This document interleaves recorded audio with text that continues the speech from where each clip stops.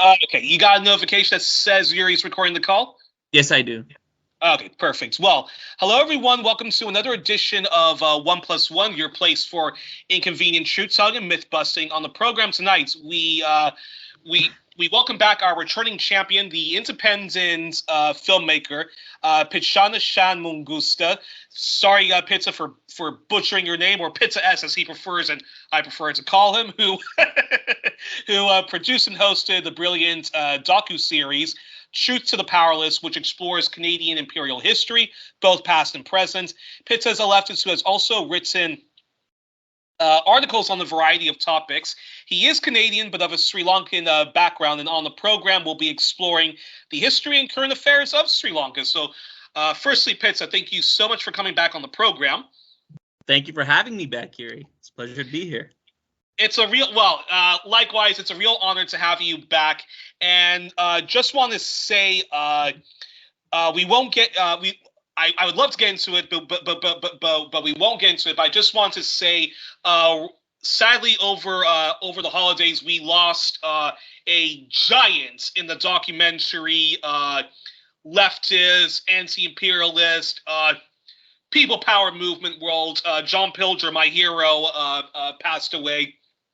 And just want to say to his friends, his family, his comrades, we send our deepest condolences to them. And I am planning on doing several tribute shows, hoping to do several documentary review shows to celebrate the life, the work, the legacy of John Pilger.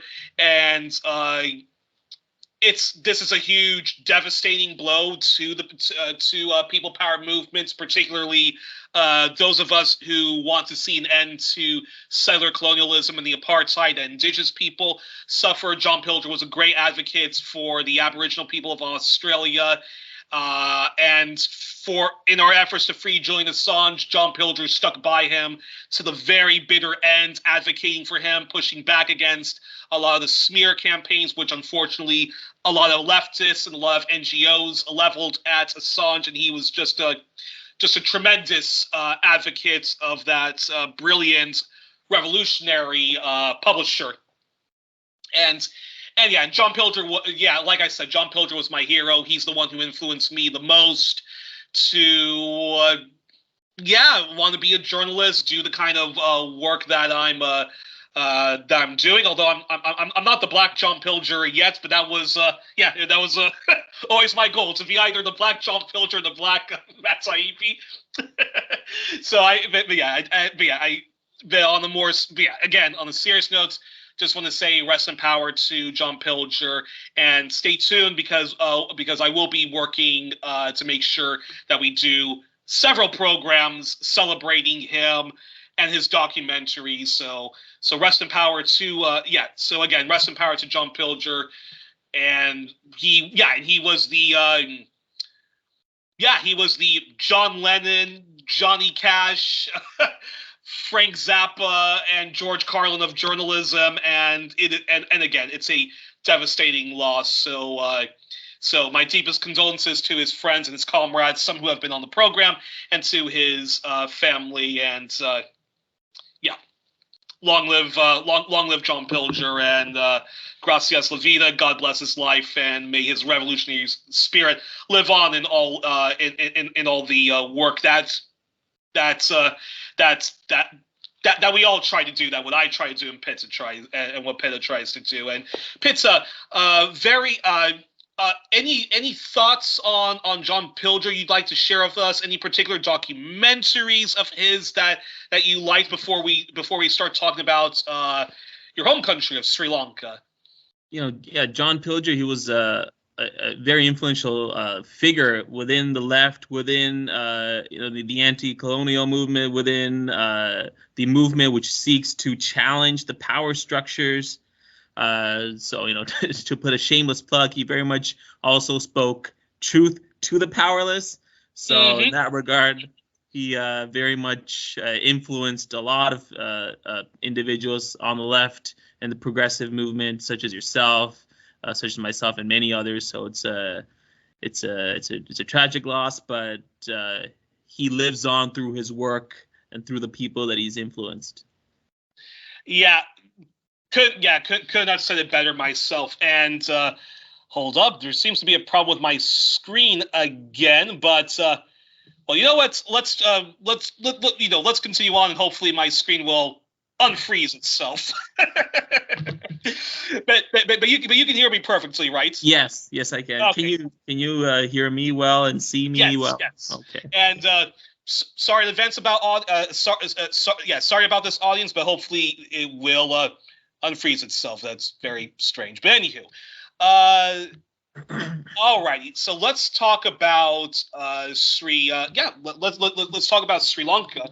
So Pita, my first question I wanted to ask you is, explain to us the history of Sri Lanka, however brief or long, before British colonialism. And that's kind of leads to my second question, which is, can you talk about how British colonialism of Indian Sri Lanka, how that still haunts current affairs and the recent tumultuous past of your home country? So Sri Lanka, a country known as that was previously known as Ceylon, was it has essentially been colonized for 400 years before it gained independence in 1948, and it had been colonized prior to the British by the Portuguese and the Dutch. The British were different in the sense that they colonized the entire island, whereas the Portuguese and the Dutch, they were kind of in the outer, colonizing the outer borders of Sri Lanka and not really affecting the administration necessarily of Sri Lanka and then Ceylon in such a deep-rooted way as the British were, very much intricate in the governing of Sri Lanka, then Ceylon, controlling what can be governed and what cannot be governed by the local population. That's what the British did, whereas the Portuguese and the Dutch, they were not as intricate. So the British colonization of Ceylon, which is what I've written about, it had a profound impact on Sri Lanka post-independence in 1948. The British, when they had colonized Sri Lanka, they had made English the language of operation, the language of instruction in Sri Lanka. And this had significantly disenfranchised the majority Sinhala population who speak the language, the majority Sinhalese population who speak the language of Sinhala. And what ended up happening is, and they're of a Buddhist culture, Buddhist background. The majority of them are followers of the Buddhist religion. There are some Sinhala people who follow the religious faith of Christianity and Catholicism, but the majority are of the Buddhist background. Sri Lanka is home to many Buddhist shrines and Buddhist figures, statues, and a lot of Buddhist people go to Sri Lanka. It's speculated that Buddha made a pit stop at Sri Lanka or something. I don't really, I haven't really investigated the Buddhist religious significance of Sri Lanka too much, but the Sinhala Buddhists definitely kind of cling on to that as in pursuit of their nationalism. So the introduction of English by the British had significantly disenfranchised the majority Sinhala-speaking population, who comprise of 78% of the country, and it had resulted in the minority Tamil population, comprised around 12% of the population. The minority Tamil population, they had ended up taking positions in government in British Sri Lanka, British Ceylon, in a disproportionate rate relative to their population in comparison to the Sinhalese people. They were in government in a disproportionate position. They were in fields like engineering, in the military, in very high skilled sectors of the economy, the Tamil people, in a disproportionate manner relative to the Sinhalese, and this had fostered a sense of resentment. English had become regarded as Sri Lankan academics called it, the hallmark of elite status. And that's something that certainly remains today. English is regarded, if you're a fluent English speaker in the global South, you're regarded with a certain level of privilege, in Sri Lanka, and I think in the global South in general. And I think that's very much a product of British colonialism. What the British then also subsequently did is they introduced a Westminster-style system of governance into Sri Lanka, and this was done without the consultation of the stakeholders of Sri Lanka, without the consultation of the Sinhala stakeholders, the Tamil stakeholders, the Muslim stakeholders, and they introduced a system which introduced universal franchise, but it had abolished a system of communal representation, which had existed, whereby a percentage of each community, there were reserved certain seats for political power. And when a universal franchise was introduced and communal representation was done away with, it had significantly given power to the majority Sinhala population, and this had suppressed the minority Tamil community, the minority Muslim community, the minority Indian Tamil community that was in Sri Lanka. What's interesting is that the British had brought over to work on the plantations in the uphill, country area. The British had brought over Indian Tamil people into Sri Lanka as indentured laborers, and many of these people, stayed in Sri Lanka, and they didn't have documentation. Many of these people who were born in Sri Lanka, the children of Indian Tamils in Sri Lanka who were born there, didn't have documentation to prove that they should be given citizenship. So they were also disenfranchised as well from being considered as part of the electorate.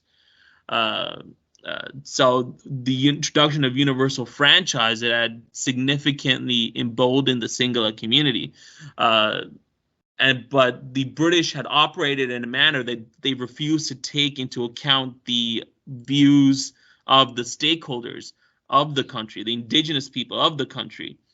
And when independence happened, the country's one of the country's leaders, SWRD Bandaranaike, he had said that we just got independence overnight in 1948. We were not consulted.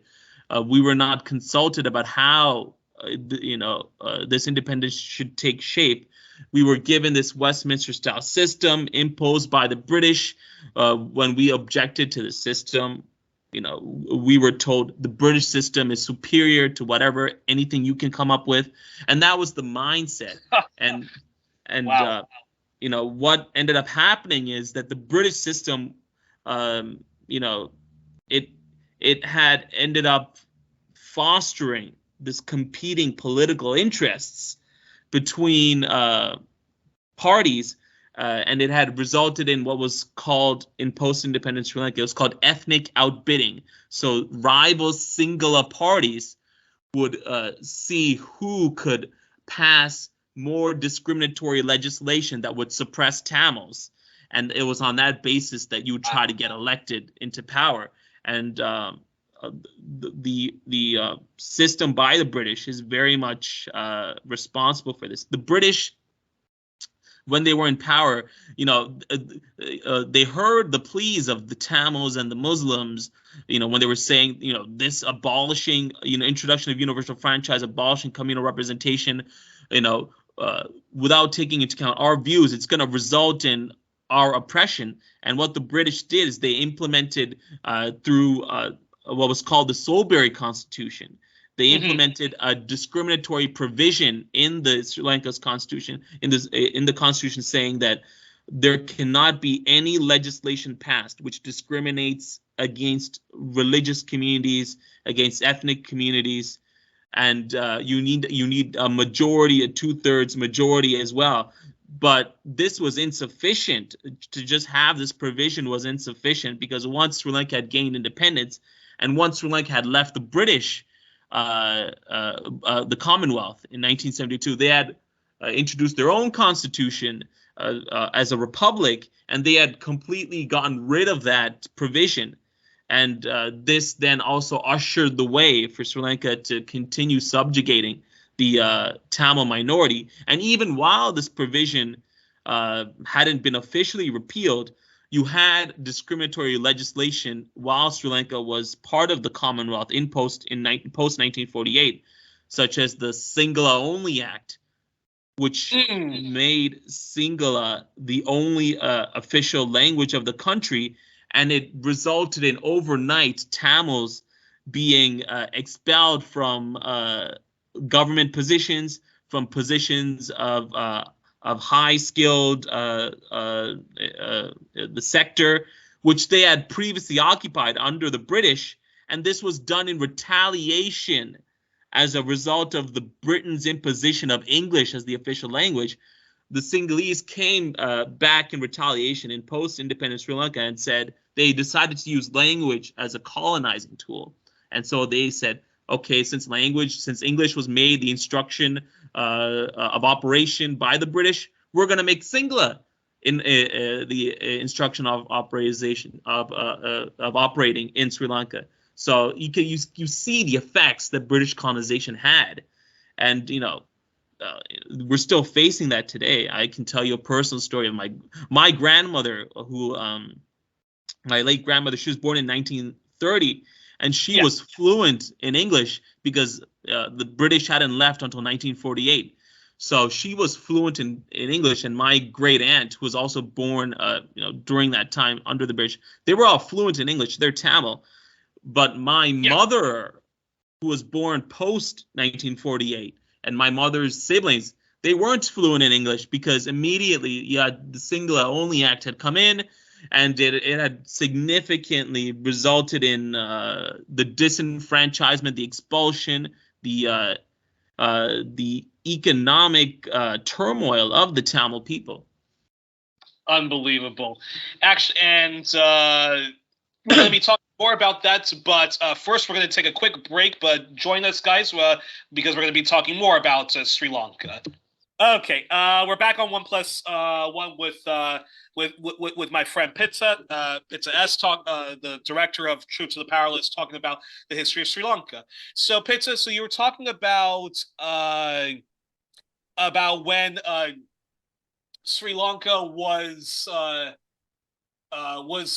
declared independent. It very quickly became a terror of the majority, as some people claim that there's a problem with democracy. There's a problem with democracy, because there comes at times a terror of the majority, and it seems like that's what very quickly happens with Sri Lanka when the majority Sinhalese population got their power, more or less.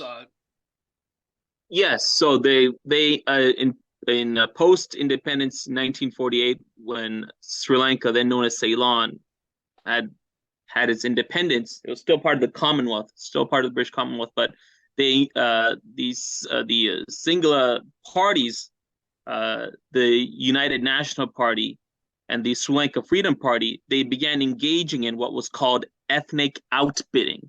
So that means these rival Sinhala parties, they would run on election platforms, seeing which party could disenfranchise the minorities even more, in order to embolden the Sinhala nationalist public, in order to consolidate Sri Lanka as this Sinhala Buddhist state.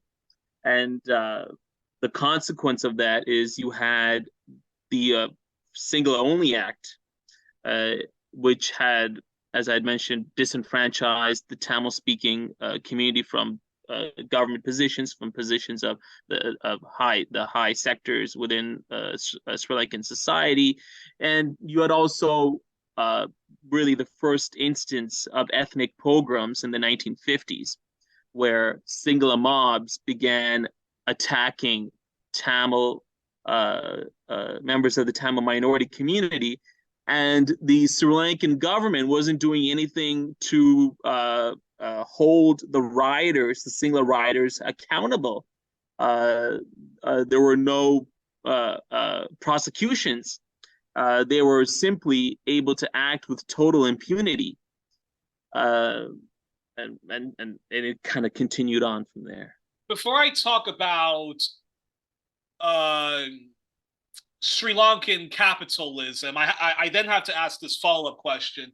So the Tamils, when the Brits colonized Sri Lanka, so the Tamil people of Sri Lanka, so the Brits put them in very favorable elite positions, you say, right? Yes. Like colonial viceroys and stuff like that, or so when English became by the British was introduced as the language of instruction, in terms of the job sector, in terms of the high-end sector, like in terms of engineering, in terms of military, doctors, like 50% of the clerical service comprised of Tamil speakers, 30% of the administrative service, which was overseen by the British, comprised of Tamils. 40% of the armed forces comprised of Tamils.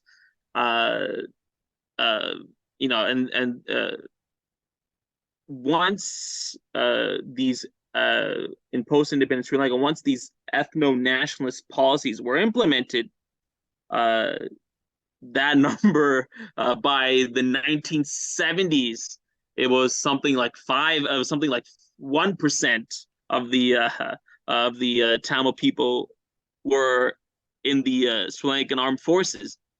So you'd seen that under the British, Tamils had relatively, they had only constituted 10 to 12% of the population, Sri Lankan Tamils, but they had occupied these privileged positions in the administrative service, in the armed forces, in these colonial rungs of the British Ceylon Sri Lanka administration.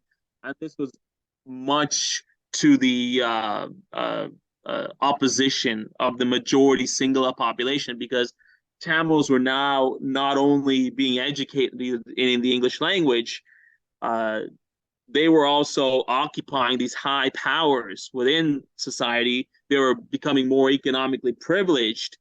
And it's also worth mentioning that the British, although they had introduced English as the medium of instruction, English was still reserved for a privileged sector of the population. So when Sri Lanka had gained its independence, less than, I believe it was less than 10% of the population was actually literate in English. So, the British were very careful that the introduction of English was a means to continue to facilitate the colonial administration. It wasn't designed to actually implement the upward economic mobility of the Tamils or the Sinhalese or anybody. It was done as a means to continue to facilitate the colonial administration. The effect that the implementation of English had is that the British had allowed for the disproportionate number of Tamils to occupy these high sectors of society. But I don't think, my assessment is not that English was introduced as a way to result in the it was not done as a way to deliberately to pursue economic advancement of Tamils, But even though that was the effect, it was done as a way to ensure the facilitation of the colonial project by British in Ceylon. That was the means to do it, and it's evident because the English, it was only allowed to be taught within a narrow segment of the society the British ensured of this. And the only conclusion you can draw is so that those people that learn English are able to take part in the administrative service, the clerical service, the armed forces, all of which is controlled by the British. Thank you for clearing that up. Now, so is it safe to say that a lot of Sinhalese ethno-nationalists, they have this misconception that the Tamils had it all hunky-dory during colonial times because of a small elites of Tamils benefiting from the colonial structure, but in reality, that's only a half truth, since a majority of the Tamil working class people were, as you mentioned, indentured servants from Tamil Nadu, which is an island in India where the Tamil people come from. Correct, or? So I should clarify. When I say Sri Lankan Tamils, I'm referring to the Tamil people that are indigenous to Sri Lanka. They are known as Jaffna Tamils that are in the north of the country. There is another group of Tamils known as Indian Tamils that were brought in as indentured servants by the British in the 1800s from Tamil Nadu in India, brought in to work in the plantations, the tea plantations, because the tea, it was an economic commodity for the British. So that's another separate group of Tamils who are not indigenous to Sri Lanka. So going back to your question, a majority of the Tamil people, they were not in, it was not as if everything was hunky dory, but because Tamils were in disproportionate positions in the administrative service, in engineering, in high skilled sectors of the society, it had perpetuated this notion within the Sinhala community that they had been disenfranchised, and they had a legitimate grievance, and they had sought to take retribution when they had the majority through a democratic exercise, through universal franchise, which was given to them by the British, but they had sought to take their revenge in post-independent Sri Lanka in 1948 through some of the legislation that I had mentioned. Wow, fascinating. And that's a perfect segue actually to this question, which is, how does the capitalism that Britain imposed on Sri Lanka, the sectarianism of the Sinhalese majoritarian class, or the largely Sinhalese majority pursued post-independence, but really Sri Lanka, like much of the UK Commonwealth, it was just a restructured neo-colony. So explain how that capitalism from the official colonial period to the endless postmodern capitalism era, what some call neoliberalism, I prefer corporatism and endless shock doctrine, austerity, reactionary junk economics, has devastated the island nation when it's not engaging in its internal warfare between tribes of people. What's interesting in the case of Sri Lanka is that you saw when Sri Lanka gained independence, it was done in 1948. It was done in a relatively bloodless manner. Contrast that with India, which had gained independence in around the same time. In the case of India, it was very bloody. You had like this arbitrary line that was called the Radcliffe line, which had separated India and Pakistan. This guy from England who just came in. He's not indigenous. He's not Indian. He's not indigenous to that part of the world. he had just looked at the map, drew some arbitrary line, said this is India, this is Pakistan, and it had resulted in when the countries had gained independence, it had resulted in enormous bloodshed. uh, Contrast that with Sri Lanka, there was no real bloodshed. It was just like kind of overnight. We were in dominion status. We were a Commonwealth nation. Uh, but what had happened is because we were granted universal franchise, and because of of the system that was imposed, Sri Lanka post colonial in 1948 had a system, had a livelihood that was not as bad as some of its neighbors like India. Sri Lanka, the Donmore Commission, which the British had imposed, had a welfare provisions, which was extremely rare for a British colony. To have welfare provisions, so you had welfare in the case of healthcare and education. So when Sri Lanka became independent, it had the population wasn't in a state where it was extreme poverty, which is very rare for a British colony. So because there was universal franchise introduced by the British, when Sri Lanka had gained independence in its first election in 1948, a quarter of the election results had gone to leftist and Marxist parties in Sri Lanka.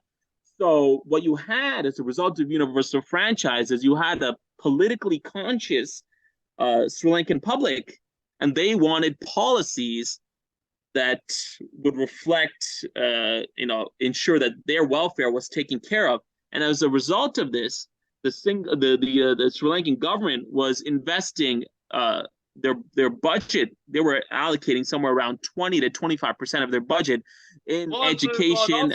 And also, sorry to interrupt, but isn't the country, wasn't that when the country wasn't the country, the official title of the country of Sri Lanka is the Democratic Socialist Republic of Sri Lanka, or? Yeah. So yeah. uh they had the Sri Lankan government had begun investing significantly. The state budget, about 20 to 25% was like invested in like education and healthcare and programs that would help the Sri Lankan common good. We had Sri Lanka had a rice ration program, a rice program which ensured that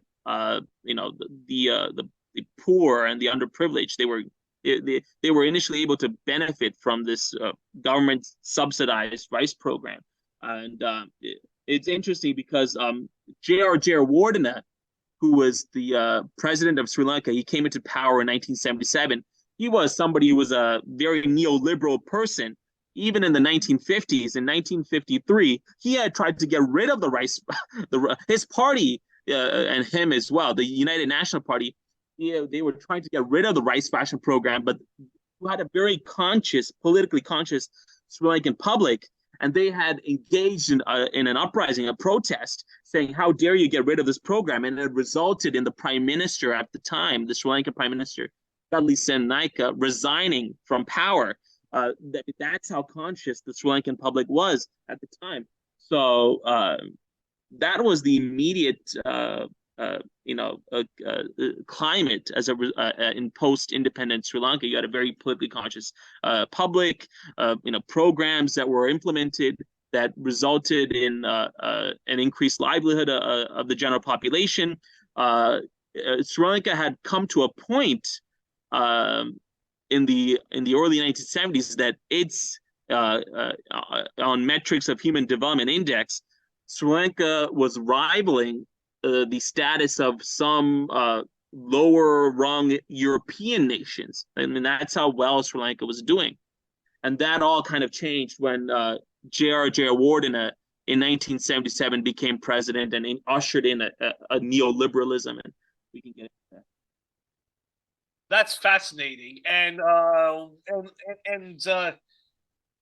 actually feel free to talk more then about how this post-colonial country we will return to and we will return to the sectarianism and the Civil War and so forth. But talk to us about how it seems as if this post-colonial country was basically doing the necessary socialist reforms, all former colonized countries or should be pursuing. Of course, many of them were sabotaged by ongoing British imperialism, ongoing Anglo American, Canadian imperialism, pan European imperialism, whatever you want to call it. But it seems as if Sri Lanka is going in the right direction, apart from the sectarian strife and all of that. But then at some point, Sri Lanka, basically uh, rolled back those very fragile socialist gains, social gains, and development. So, talk a bit more about that and the kind of current state of affairs then of of Sri Lanka when it comes to the stock doctrine that they embraced, neoliberalism, corporatism, whatever you want to call it. Yeah, so I mean, prior to J.R. Jayawardena becoming elected into power in 1977, becoming president, prior to that, you had, as I mentioned, you had significant state involvement in investing in education, healthcare, and programs that was designed to help the working class, and you had 20 to 25%.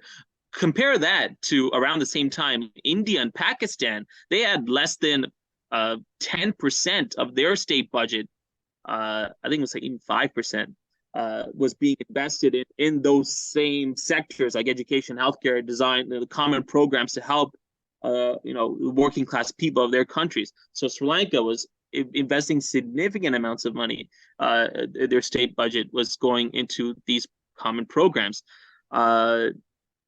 What ended up happening is around 1972, Sri Lanka had experienced a steep decline in trade, and the economic conditions weren't as were kind of deteriorating at this point. And J.R. Jayawardena kind of took advantage of this. Was that external factors though? Was that just like external factors of like world of where the world economy was going, or that's my assessment of it. I'm okay. Sorry, go ahead.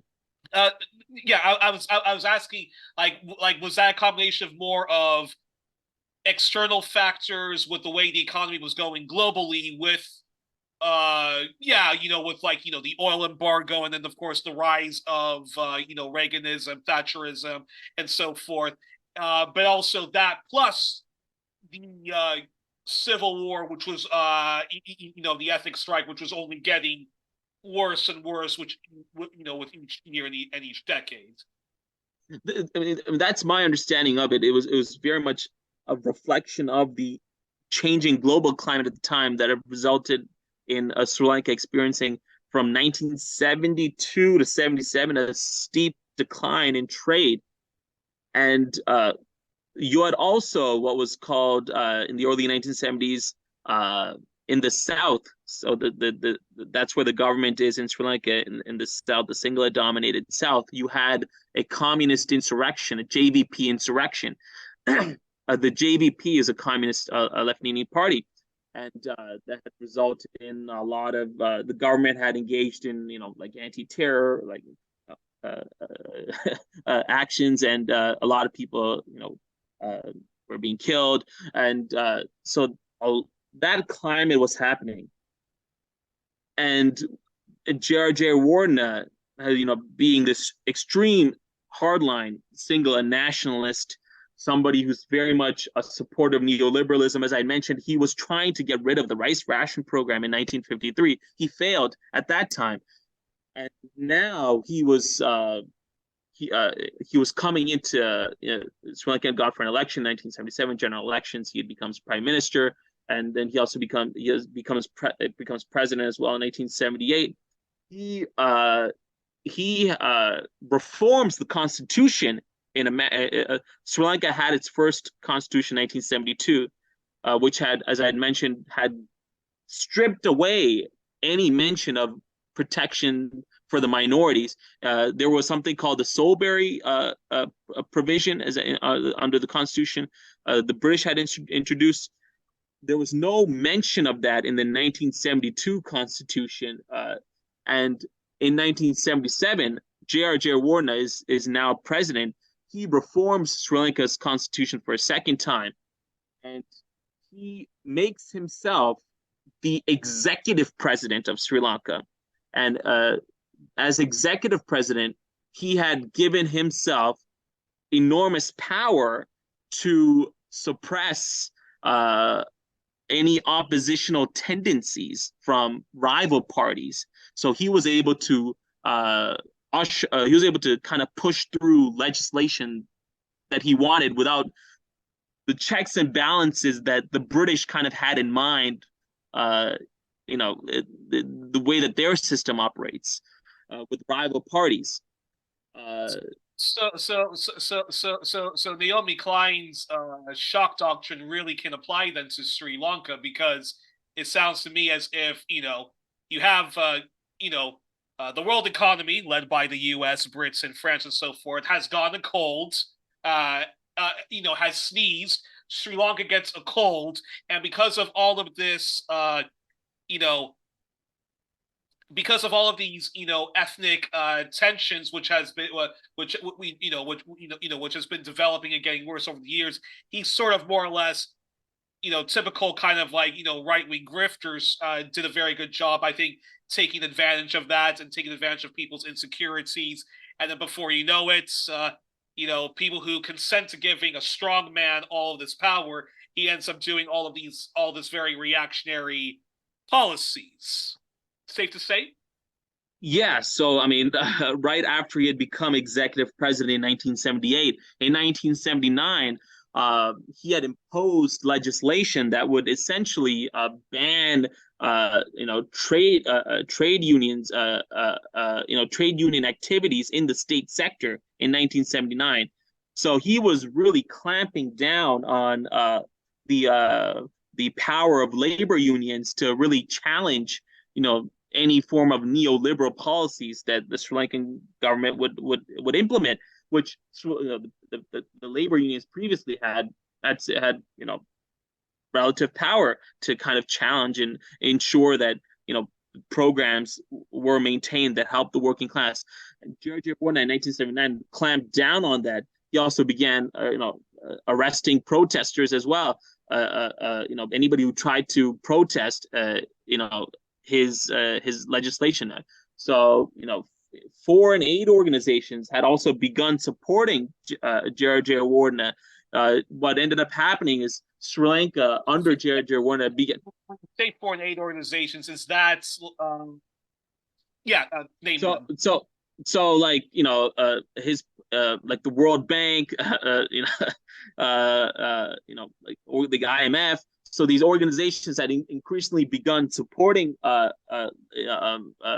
Sri Lanka had begun engaging in export-oriented industrialization. So Sri Lanka was being flooded with goods that were being made in other countries, was being flooded with it. Previously, Sri Lanka was engaging in policies whereby they could make their own goods, import substitution policies. So once JR began pursuing these policies, which had him in the graces of Western-led international financial institutions, it had resulted in significant unemployment among many workers. The reduction of protective tariffs that was there, it had resulted in these goods coming in, cheap goods coming in. And, by 1986, over 120,000 people had lost their jobs. During the first decade of his power, JR's power, about a quarter of the population were living in conditions of what could be described as poverty. And that's basically, JR's legacy as far as the economic realm, but that continued on after JR had left under rival parties as well, which eventually led to the bankruptcy of the country, right? Yeah, so that's several decades later, but yes, but this was the this is the long-term root cause of the collapse, the economic downfall, the free fall of the economy that resulted in Gotabaya Rajapaksa being chased out of the country. Unbelievable. And we're definitely going to return to that again. And I think that's a perfect segue to this question, which is, yeah, explain to us how, the Sri Lankan Civil War broke out, and who do you largely blame for the humanitarian crisis and grotesque slaughter between warring sides?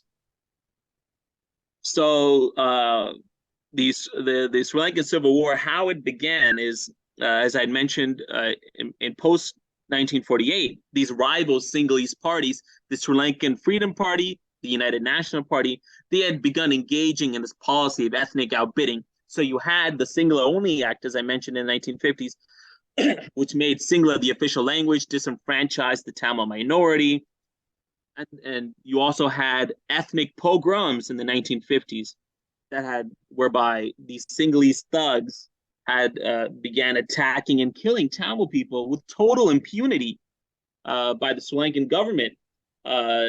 And then you had what was called the Standardization Act, which was whereby the Tamil people in colleges, they were forced to score higher than their Sinhala counterparts if they wanted, Tamil people in high schools, they were forced to score higher than their Sinhala counterparts if they wanted to get into colleges, if they wanted to get into institutions of higher learning. And so you had the Sri Lankan government oppressing Tamils on the language front, which had resulted in economic oppression. You had them also oppressing them on the educational front, which had also economic implications.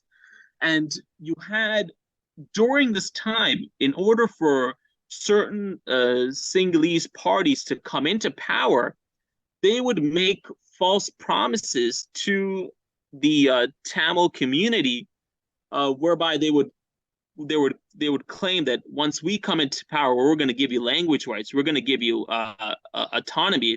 If you support our government in a coalition government, we will ensure that you get your autonomy. Only then, once those parties came into power, they wouldn't be able to implement their promises. They would renege on their promises. So you had one of the Mahatma Gandhi of the Sri Lankan Tamil community.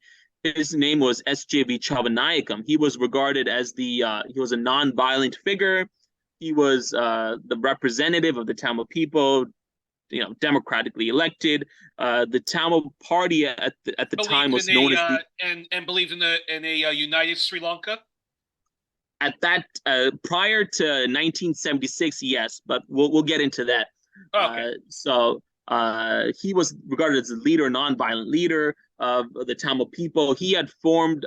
He was the leader of the leading Tamil party at the time, the Federal Party. So the Tamil people at the time, we were staunch supporters of federalism.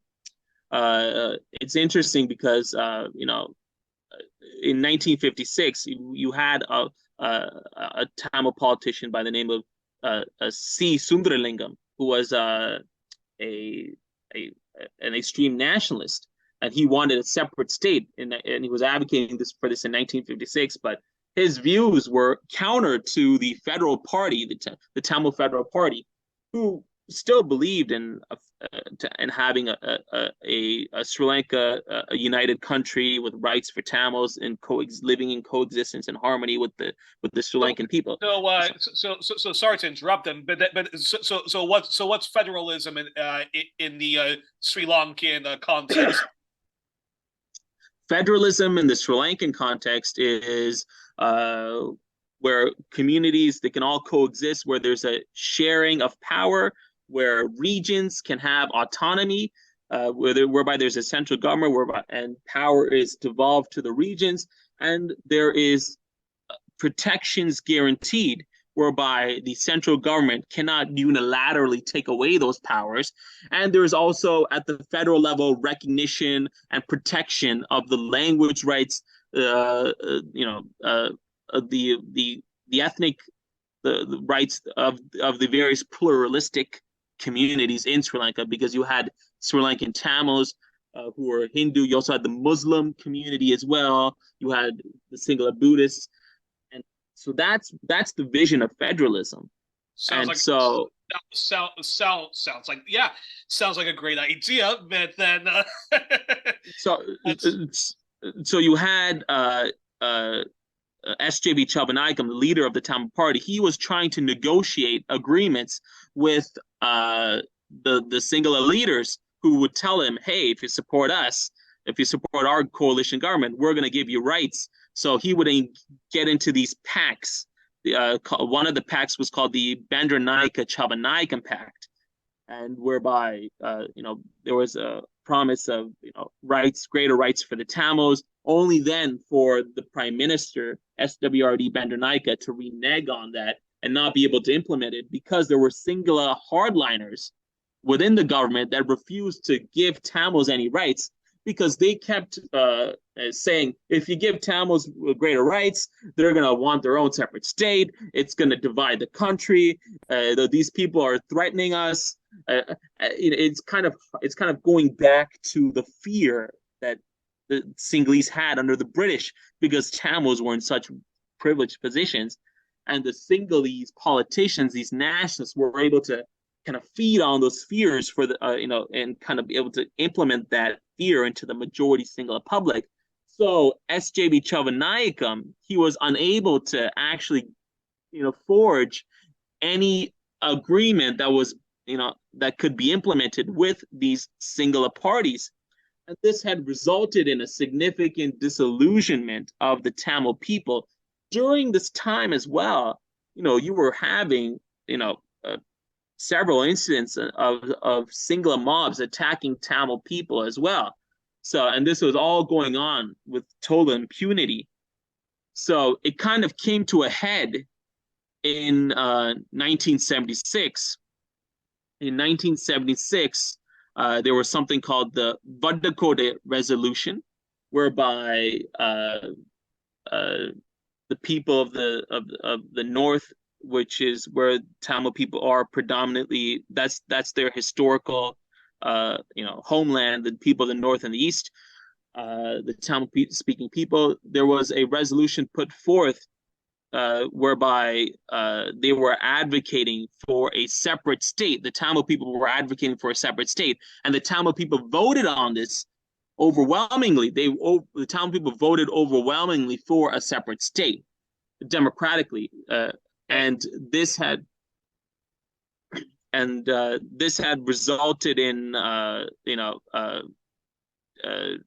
Tamil people really pursuing this nationalism that would take a very violent form. And in 1976, the Vadakode Resolution, it didn't really, say in the resolution that it was going to be a violent struggle, but that it was the intended effect of the Vadakode Resolution, that it would be a bloody, violent struggle. And so you had Tamil nationalism taking a very militarized turn. Previous to that, Tamil nationalism was contained under this notion of federalism, and so that 1976 is kind of the start of Tamil nationalism, taking a militant toll. What had resulted in the Civil War beginning is in 1983. In July of 1983, there was a significant pogrom, the deadliest pogrom to date, which was being pursued in Colombo, the de facto capital in the south, whereby there were many Tamil businesses, Tamil shops, Tamil people were living there. In July of 1983, these Tamil mobs had lists of residences where Tamil people in Colombo were living, Tamil businesses. they couldn't have gotten these lists without cooperation from the Sri Lankan government, without cooperation from nationalist elements of the Sri Lankan government. And who was in power in 1983? J.R. Jayawardena. He was president in 1978. He was still in power in 1983. What had triggered the pogrom in July 1983 is just to clarify and double check. This is a pogrom against Tamils. Yes, yes. A pogrom against Tamils that Tamil nationalists knew was going to happen in advance. No. A pogrom against Tamils, which the Sri Lankan government knew was going to happen in advance. Because these Sinhala thugs, they had lists of residences of where Tamils were living, Tamil businesses, and J.R. Jayawardena was warning some Tamil politicians, Tamil individuals at the time, a few years prior, that there was going to be a pogrom, and so Jayawardena was trying to implement a very ineffective power sharing agreement known as the district council scheme, which had no real power, but he was trying to do this as a way to calm down ethnic tensions, which had significantly risen post 1976. And he was telling these Tamil leaders like Neelan Thiruchelvam, who was a Tamil politician at the time, that there's going to be significant likelihood of an ethnic pogrom happening. And what triggered the July 1983 pogrom is the LTTE, a separatist Tamil rebel organization. They had ambushed, right? Known as the Tamil Tigers. They had ambushed a military outpost, a Sri Lankan military outpost, which had resulted in the killing of, I believe it was 13 Sri Lankan soldiers. This had angered these Sinhalese nationalists in the south, and this was like the match which had set off the July 1983 pogroms. Several hundreds of people were killed, thousands, it's estimated. Some people were burned alive. There's this famous photo of this individual. He's this Tamil individual. He's being cornered on the street.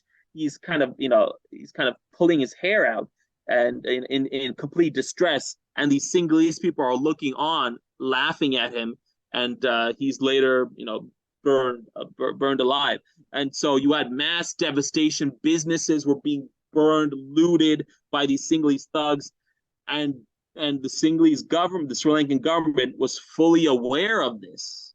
These Sinhalese thugs, they had lists of where the Tamil people were, Tamil businesses, Tamil residences, and this had resulted in the exodus, the expulsion of Tamil people in Colombo, the economic hub of Sri Lanka, de facto capital of Sri Lanka.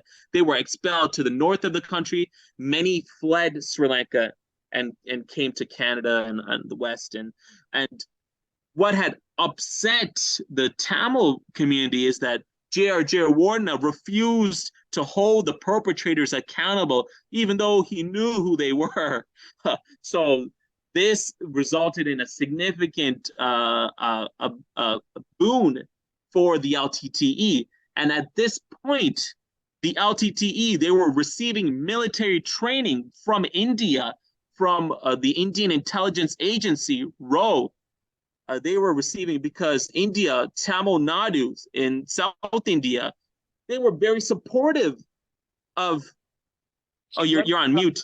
Oh, no, I can hear you. I can hear you. Oh, actually, yeah. Let me just interrupt you for a moment. So it sounds to me as if who's to blame for the civil war breaking out, for the humanitarian crisis and the grotesque slaughter between the warring sides. I think I quote Professor Chomsky when he says, if you want to stop terrorism, stop participating in terrorism. So the state terrorism of of the Sinhalese majoritarian government really did lay the groundworks for extremism and terrorism that came about with the Tamil Tigers. So that's a perfect segue then to this question, which is in your articles on all things Sri Lanka, I think many leftists, Marxists, anti-imperialists, post-colonial Marxists, and others would be surprised by how critical you are of the Tamil Tigers. And when talking or reading, most leftists who express an opinion on Sri Lankan topics, the vast will say that the Tamils deserve independence from the Sinhalese Sri Lankans. Many will compare it to the plight of Kurdish people marginalized across West Asia, and others will say Tamils deserve international solidarity like the Palestinians, and ergo, the Tamil Tigers deserve our full support, like the IRA or any Palestinian resistance group, regardless of how one might disagree or disapprove of their tactics to achieve their own nation. Your response to all of what I've just said, and I think that's where you can sort of continue with what you were explaining about the Tamils in the previous answer. Yeah, so that's so that's a big question. So I'm gonna try to stay on topic and try to address that. My apologies entirely. for that. I always do an avalanche of questions. No. So I think the best way to actually do that is to continue on where I left off. So after the 1983 pogrom, the deadliest pogrom of in Sri Lanka's history against Tamils, it had resulted in a number of Tamils joining Tamil rebel movements, not just the LTTE, but various movements, various Tamil rebel movements. There were several movements. There was the LTTE. There was something called PLOT, PLOTE, the EPRLF. These are various Tamil rebel movements with various Tamil leaders, Tamil militant movements. They were being armed and trained by India, the Indian intelligence agency, RO. They would go to India, receive training, come back to Sri Lanka. And the reason why Indira Gandhi, then prime minister, was engaging in this policy is because she wanted to get the vote of the people of Tamil Nadu in South India, because the Tamil Nadu people, they saw themselves in Sri Lankan Tamils. These are Tamil speaking people. The oppression of the Sri Lankan Tamils weighed very heavily on the people of Tamil Nadu in South India. So, and Indira Gandhi wanted their support, wanted their votes. So she thought a good way of doing that is to arm and train and support the LTTE, the EPRLF, PLOT, despite the fact that India and Sri Lanka, these are supposed to be allies. You're pursuing policies which goes against the head of the government of your ally, which is essentially to split the nation. So these rival groups, these rebel groups, the Tamil rebel groups, they receive training, come back to Sri Lanka. But what ended up happening is the LTTE, whose leader, his name is Prabhakaran, Vellupillai Prabhakaran, he engaged in a policy of eliminating leaders of rival Tamil factions, because Prabhakaran wanted to consolidate his authority as the sole representative of the Tamil-speaking people. By this point, the person who was previously recognized as the sole representative of the Tamil-speaking people democratically, his name was S.J.B. Chavanayakam, but he had died in 1976 after he gave support for the Vadukode resolution, which was a democratic resolution whereby Tamil supported a separate state. He had died because of illness. And this had ushered in various Tamil rebel movements. they received training from India, but Prabhakaran wanted to be known as the sole representative of the Tamil-speaking people. And when India had after Indira Gandhi had died, India in 1987 militarily intervened in Sri Lanka. They brought in peacekeeping troops in Sri Lanka, and this was done at the behest of then President J.R.J. Wardner.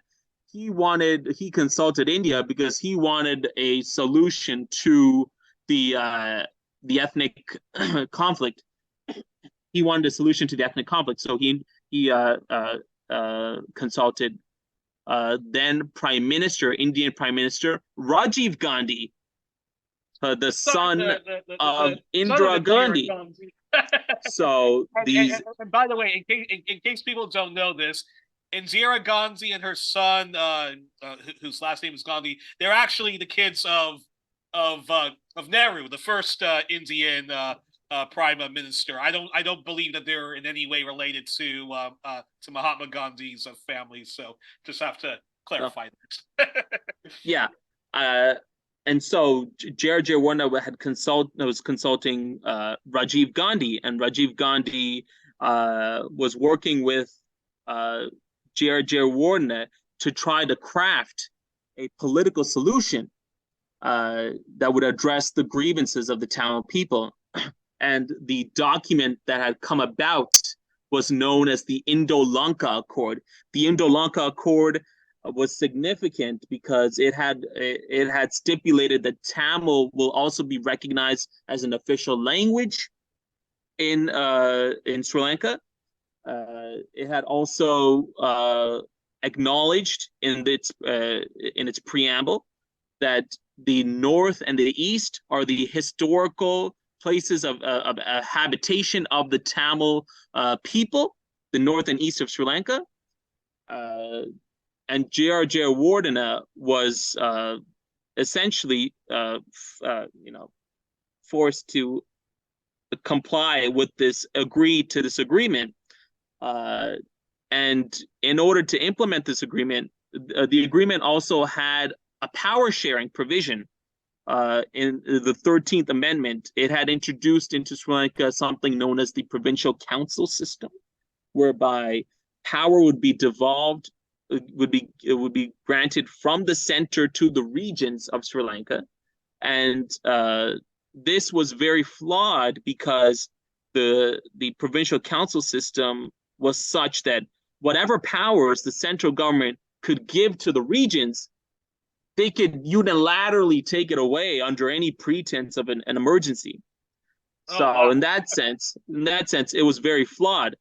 But by this point, the Indo-Lanka Accord was quite significant because it had granted official language status to Tamils for the first time ever in post-independent Sri Lanka. It had recognized Tamil people as being historical inhabitants of the north and the east of the country. J.R.J. Warner agreed to this, but it was done without the consultation of Tamil political parties or the LTTE or the Tamil rebel groups. They were not consulted about this.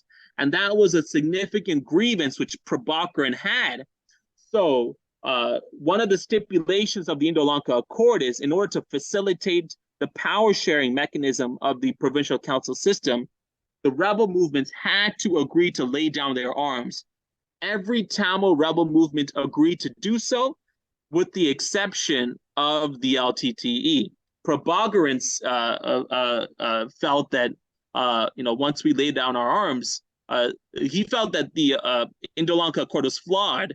One of the criticisms of which I mentioned, that essentially the central government was able to devolve power, but it did so under given the condition that they could take it away at any time under a pretense of an emergency. And Prabhakaran knew the history of how singular leaders cannot be trusted, because do you remember how I mentioned how singular leaders make promises to Tamil politicians in order to get their support, only to then renege? So how can we now trust the central government to devolve power to the regions when they could take it away at any point? And you didn't even consult us in drafting the Indo-Lanka Accord. You're telling us we have to accept it, and Prabhakaran refused. So Rajiv Gandhi, said, "I'm going to deploy these peacekeeping troops into Sri Lanka in order to force the LTTE to lay down their arms." The LTTE refused. Now, during this time, the JVP, they were opposed, which was the communist insurrection, the party that I mentioned, the Communist Party, the JVP, which had previously engaged in an insurgency in the 70s. They opposed the Indo-Lanka Accord. So they were engaging in this mass militarized uprising in the south of the country, in the south of Sri Lanka, the Sinhala-dominated south of Sri Lanka.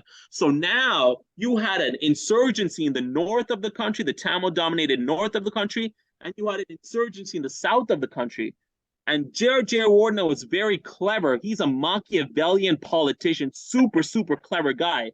What he did was he allowed the Indian peacekeeping forces to try to clamp down on the militarized uprising in the north, which then allowed the Sri Lankan military to focus all their energy on a ruthless campaign to crush the JVP communists, the insurgency uprising. There was an enormous slaughter that was done at the hands of the Sri Lankan government. Several people were abducted. Many people were killed. The leader of the JVP was killed. And the Sri Lankan government couldn't engage in a military uprising, in combating a military uprising in both the north and the south.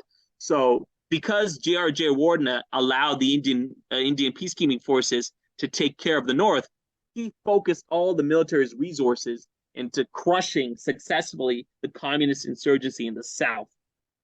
And the Indian peacekeeping forces engaged in mass atrocities in the north, rapes. There was an attack on a hospital. I had interviewed an Indian general, Indian colonel. His name was Ramani Hariharan. He was a part of the intelligence wing of the Indian peacekeeping forces. And I interviewed him extensively on the abuses, the atrocities which the Indian peacekeeping forces were engaging in. Killing civilians, attacking hospitals, rapes, just mass atrocities. And this had further mobilized support among the Tamil people to support the LTT. And during this time, Prabhakaran was also, once again, killing rival Tamil factions, further consolidating his power as the sole representative of the Tamil-speaking people, the undemocratic sole representative of the Tamil-speaking people. And what's interesting is the Indian peacekeeping forces were opposed by the JVP, which was a left-leaning communist party. They were also opposed by the Sinhalese, overwhelmingly so. The Sinhalese opposed them because these are foreigners that are coming into our country that are threatening our sovereignty. So once J.R.J. Wardner got rid of the JVP, he had left power. He did what he wanted to do, and he had left power in 1988. His successor, Premadasa, who was then the prime minister, becomes president. And President Premadasa, he arms the LTTE in order so that they could get rid of the Indian peacekeeping forces. And this is significant when you think about it, because the president of the Sri Lankan president, they were allies. India and Sri Lanka, they were allies. But the Sri Lankan president had forged a deal with the LTTE whereby Sri Lanka would provide arms to the LTTE. And with this support, the LTTE were able to successfully expel the Indian peacekeeping forces from the country. and Rajiv Gandhi had agreed to withdraw all the Indian peacekeeping troops, and Prabhakaran was. That's fascinating that that the Sinhalese Sri Lankan government would arm their sworn enemy, the Tamil Tigers. But wasn't Gandhi the son? Wasn't he also murdered and considered a traitor amongst the Tamils of Sri Lanka and the Tamils of like India for like eventually trying to broker peace though? Or Yeah, so I'm gonna get to that. So okay. so now, because Prabhakaran had successfully expelled the Indian peacekeeping forces from the country, he was now kind of held in regard, secretly in good regard by the Sinhalese themselves. Here is a man who had restored the sovereignty of Sri Lanka, from these evil foreigners who had come in and occupied us. So and it's a kind of a twisted thing, because here's a guy who's trying to separate the country, but he's now established Sri Lanka's sovereignty, reestablished it once again. Um, in retaliation, Prabhakaran, who had zero understanding, who was a military mastermind, Prabhakaran was a military mastermind, but had zero political understanding of the consequences of his actions on the international arena. Prabhakaran had plotted with several of his colleagues in the LTTE to orchestrate an assassination against Rajiv Gandhi, who in 1991 was out of power. He was still the leader of the Indian National Congress, but he was out of power. He was trying to get into power for going for elections. And Rajiv Gandhi and Prabhakaran had plotted with people like Potu Aman, who was a leader in the LTTE, plotted to assassinate Rajiv Gandhi. I had spoken with Colonel Ramani Heriharan, who I mentioned was the intelligence head of the Indian peacekeeping forces. Colonel Ramani Heriharan, he had intercepted the LTTE's communications, because during this time, the Indian peacekeeping forces were spying on the LTTE, listening to everything they were saying.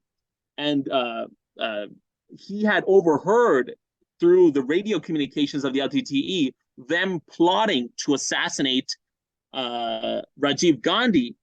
And in 1991, when Rajiv Gandhi was in Tamil Nadu rallying, campaigning, a suicide bomber, an LTT suicide bomber, had gone into the crowd and detonated her suicide vest and had killed Rajiv Gandhi.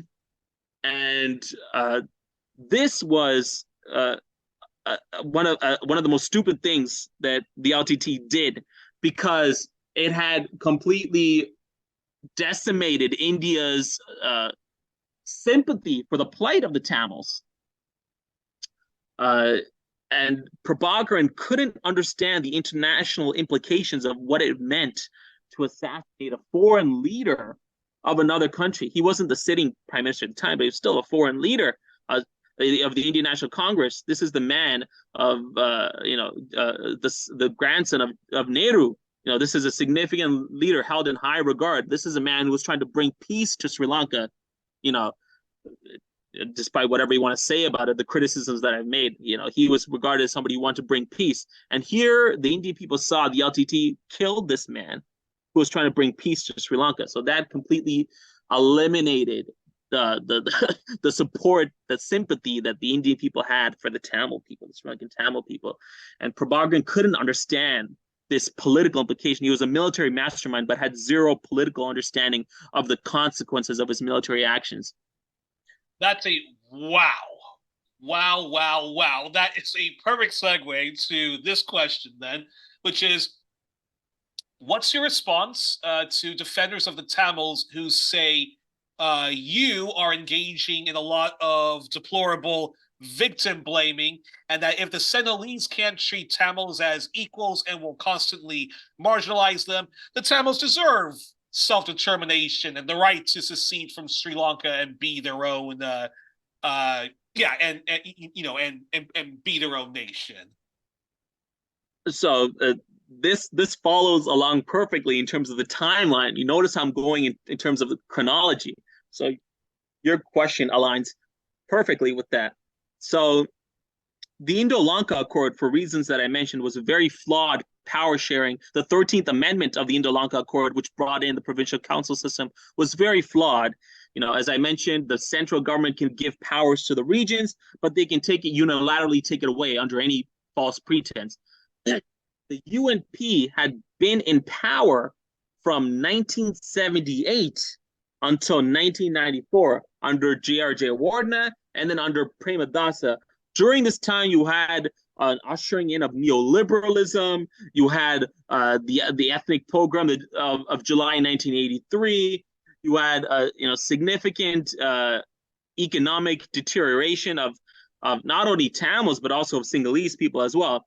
And the Sri Lankan public had grown tired of the UNP. They wanted a new leader. So the daughter of SWRD Bandaranaike, the prime minister, who was a former prime minister of the country, the daughter of SWRD Bandaranaike, her name is Chandrika Kumaratunga.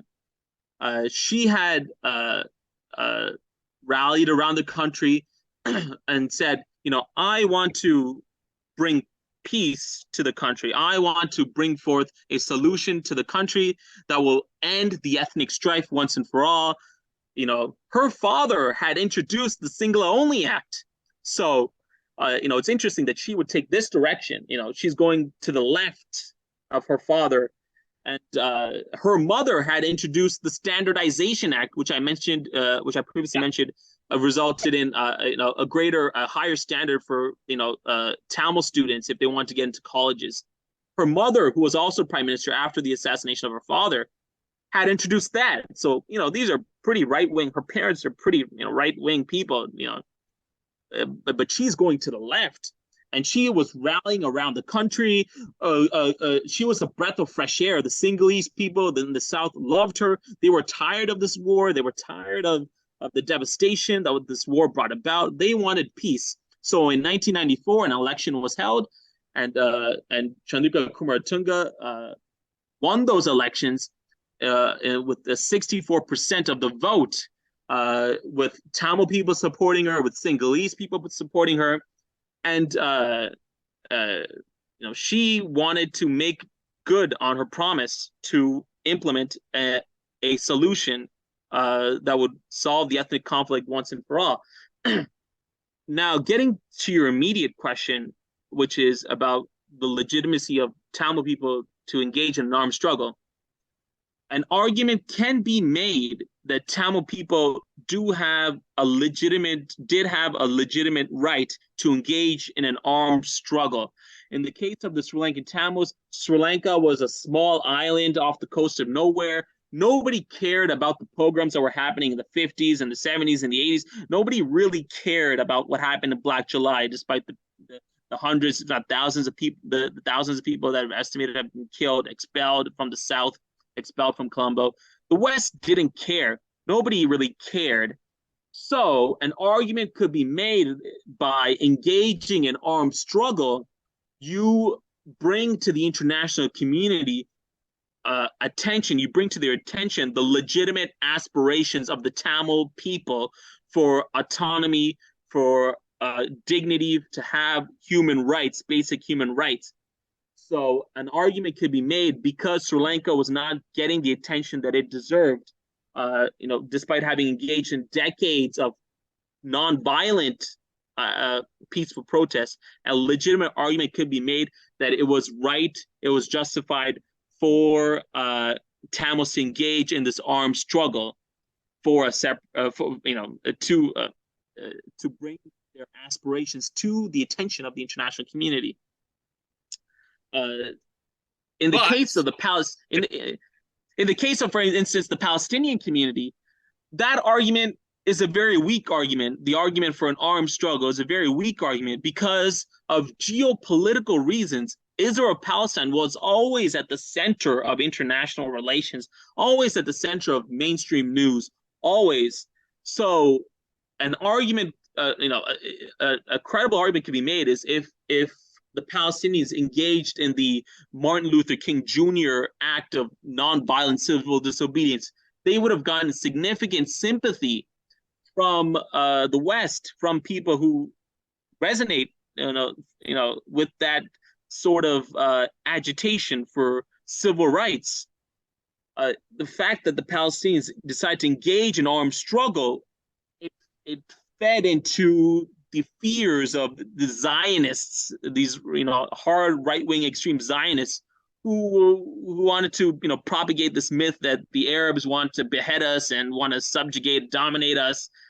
In the case of the Palestinian struggle, it didn't make much sense to have an armed struggle, and it had disastrous consequences. But in the case of the Sri Lankan, I think in other words,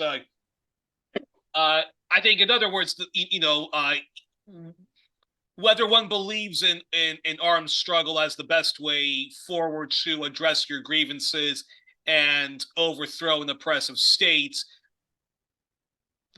the Palestinians, when they have engaged in a suicide bombing of a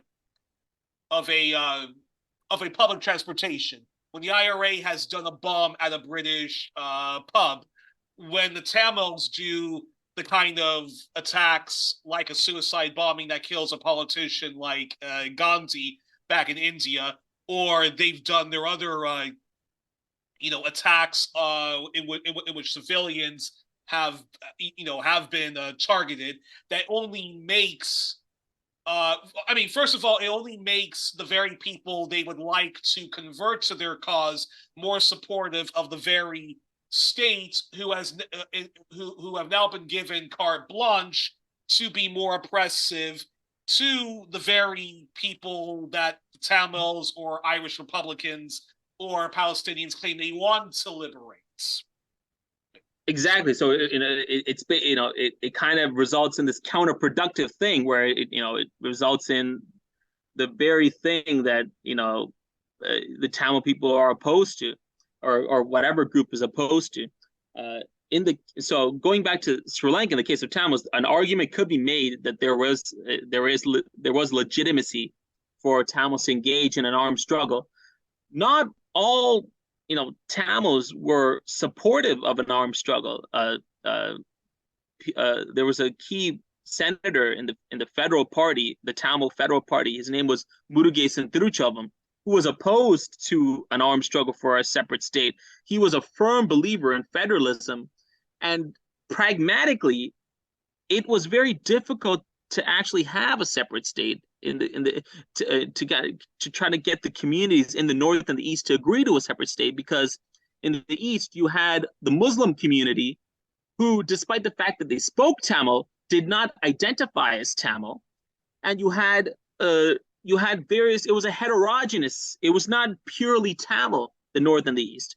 So it made more sense to have a federal framework, whereas everybody could live united. And that's what Senator Murugesan Thiruchelvam was echoing in his opposition to the Vadakoda resolution. He had unfortunately died in 1976 as well. And the Tamil people, do they follow a specific form of Hinduism, or? Not really. You may worship different gods, but the Tamil people, they consist of there are Sri Lankan Tamils who are Hindu. There is also Christians, but there are also Muslim people as well who, despite the fact that they speak Tamil, they do not identify as Tamil. So and Prabhakaran was very bothered by the fact that you had Muslim people who refused to conform to the rule of the LTTE. So what Prabhakaran did is, in 1990, he engaged in an ethnic cleansing campaign in the north of the country, whereby he expelled thousands of Muslim people from the north. And this is the head of the Tamil Tigers. Just to remind our yes. Prabhakaran is head of the Tamil Tigers, also known as the LTTE. He engaged in an ethnic cleansing campaign and gave Muslim people about 48 hours to leave the north. Where they were to go, nobody knows. Hey, you're on your own. You need to leave. And so their properties were vacated. Thousands of Tamils had to flee. And around this time as well, the LTTE, they engaged in what was called the Cotton Kodi Mosque Massacre, whereby the LTTE had shot into a mosque which was filled with Muslims praying. Many Muslims were killed while they were praying. The mosque still stands to this day, riddled with bullet holes. The Sri Lankan government has offered to rebuild the mosque. The Muslims have refused and said, no, this mosque should remain as it is, as a reminder of the oppression that we were subjugated at the hands of the LTTE. So, wow. And these are atrocities which the Tamil nationalist community were totally silent about. So going back to your point about the legitimacy of armed struggle, there was the argument that could be made that there was a legitimacy for Tamils to engage in an armed uprising as a result of their oppression and subjugation. Where you meet a problem, where you're at a predicament, is when you have a Sri Lankan government that is making a genuine initiative to redress the grievances of the Tamil minority community.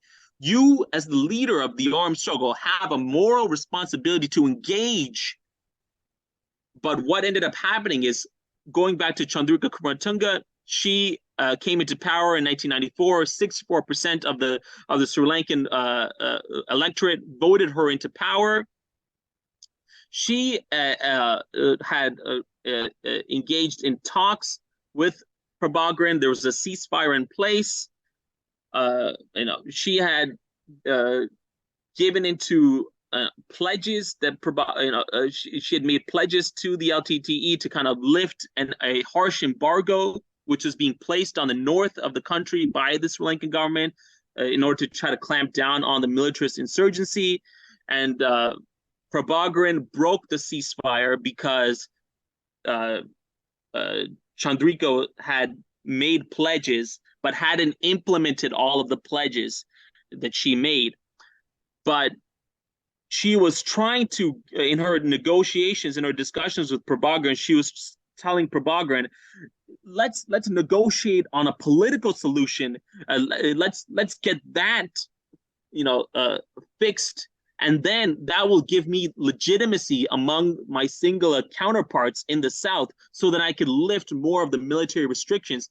Because unless I can show them, hey, the LTT is willing to negotiate on a federal solution, I can't get that support among the Sinhala politicians in the South to lift all of these restrictions. Prabhakaran said, no, I want all these restrictions lifted first. So he broke the ceasefire by firing at a Navy gunboat fleet, the Sri Lankan Navy gunboat fleet, and there was a couple some atrocities happened there. So he broke the ceasefire. Chandrika, this was in April of 1995. So Chandrika came to power in 94. April 1995, the ceasefire is broken. Chandrika is still determined to put forward a political solution that would address the ethnic grievances of the minority communities.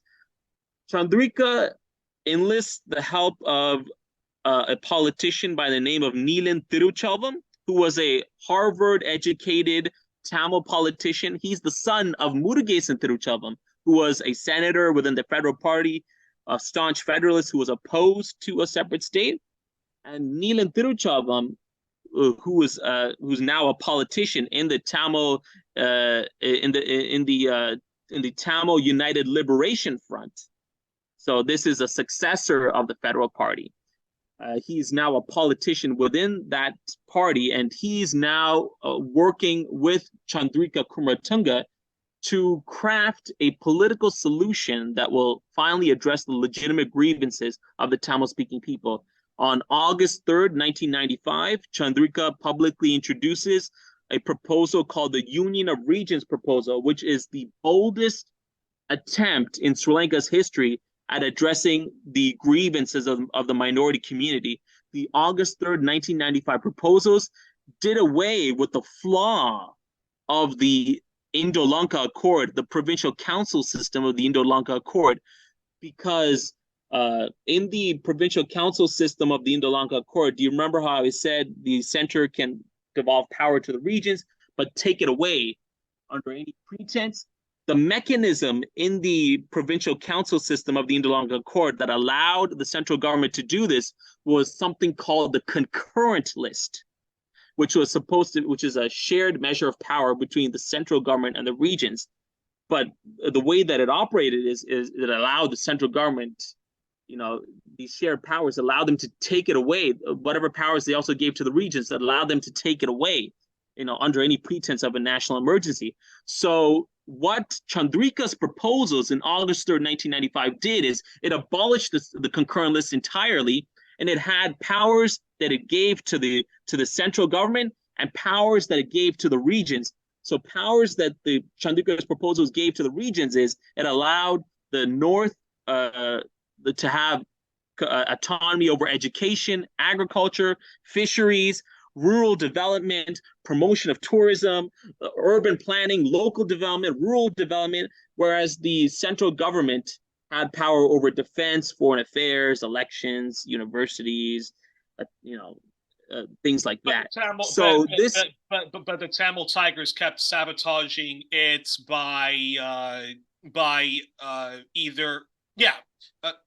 but the Tamils kept sabotaging it. So these proposals were released, and Prabhakaran was legitimately fearful. Like these proposals are the most far-reaching proposals in Sri Lanka's history. These proposals are no joke. Tamil academics at the time, like Pakiyasoti Sarvanamuthu, who's the head of the Center for Policy Alternatives in Colombo, he's a Tamil academic. He was saying at the time, this is federalism in all but name. A singular leader, a singular president, for the first time is introducing federalism in all but name. Prabhakaran was terrified. His fears were short-lived because the UNP, the rival party, refused to accept these proposals, and Chandrika needed 2/3 support to implement the proposals. So she needed support from like 7 members of parliament of the UNP. The UNP refused to give support. So now Prabhakaran can tell the Tamil community, hey, look, see, the Sinhalese, they can't be trusted. See, they can't even have agreement among themselves. This proposal, don't listen to it. But what Prabhakaran refused to do is, despite the fact that leading up to these proposals, the Tamil chief spokesperson of the LTTE, the Tamil Tigers, Anton Balasingham, he said, let's see what the government comes up with and we'll negotiate with it. When the proposals were released in August 3rd, 1995, the LTT was totally silent, and the LTT ended up killing Neelan Tiruchavam, the main drafter of those proposals, in July 29, 1999. What Prabhakaran was saying is anybody who's against a separate state, anybody who tries to work with the government to try to end this war peacefully, you will be assassinated. If you're a Tamil and you're trying to work with the government to try to forge a peaceful solution, you are a traitor.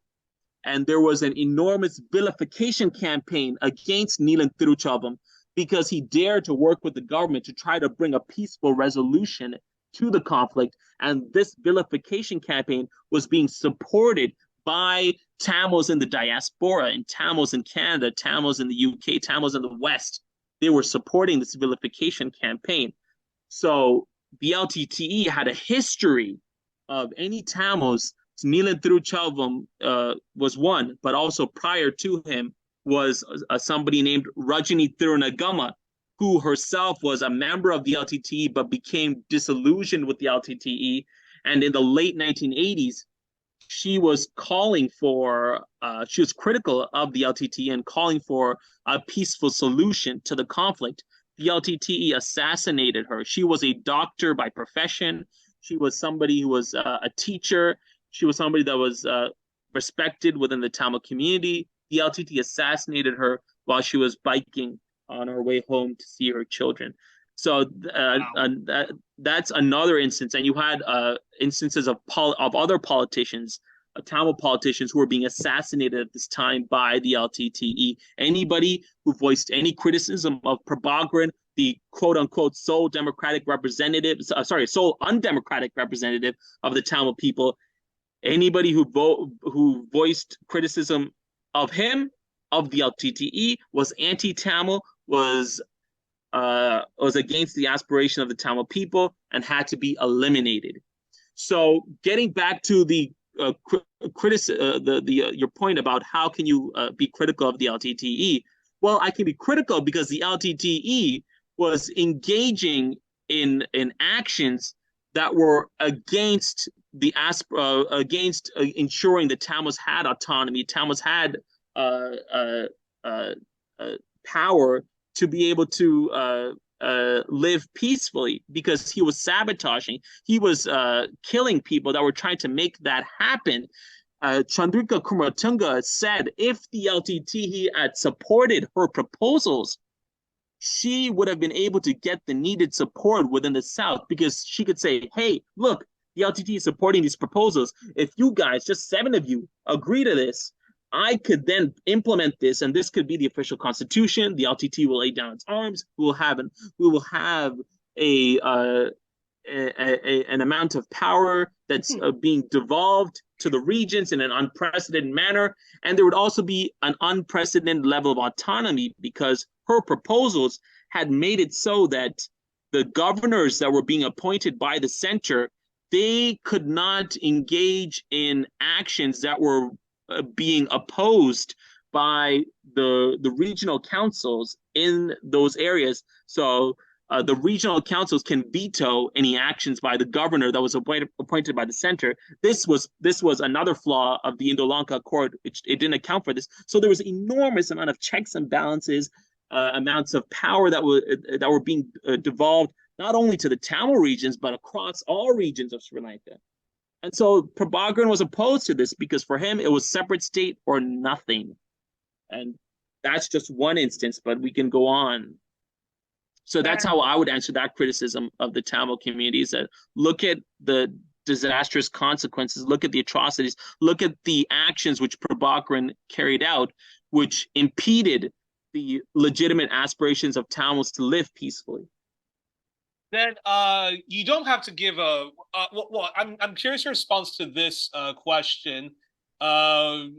You can respond however long or brief, but I do want to get to, I think, more important, which is how, which is a way forward. But do answer this question, which is, what's your assessment of the historical Tamil figure, who I believe is the father of a well-known Anglo-Tamil popular EDM hip-hop artist, M.I.A., and I hope I'm not butchering his name. Well, I'm probably going to be butchering his name, but her father, I believe, was Arul Pragazam, and yeah, I'm curious your assessment of him, and you've also said that contrary, and I mean, I think you've already showed that contrary to the narrative of the Sri Lankan Civil War, that it was an entirely racist war led by the Sinhalese, I think you've demonstrated that the Tamil Tigers themselves were sectarians.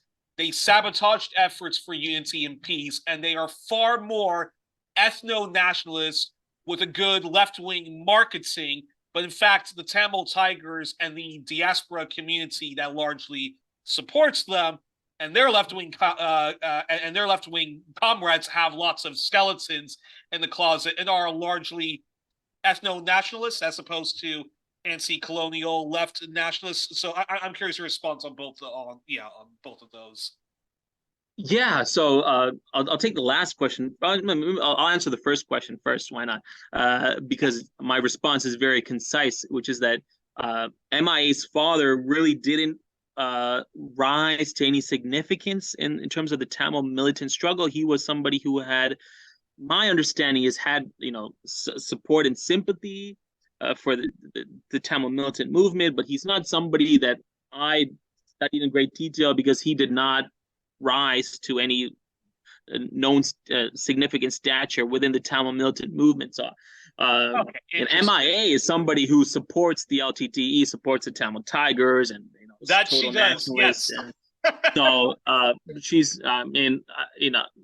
whatever. But so to answer, but that's very interesting. That's very interesting. But that's also very important because, like I said, the image of the Tamil Tigers that they are these sort of left nationalist, self-determinationist freedom fighters who deserve their own nationhood. A lot of that comes from, I think, just the marketing behind the Tamil Tigers. That, again, like the Palestinian resistance of all political stripes, like Kurdish nationalism and Kurdish nationhood, whether it's from and the idea of a greater Kurdish stand. A lot of that comes from diaspora communities who do, like all diaspora communities, they have their legitimate grievances, and I think a lot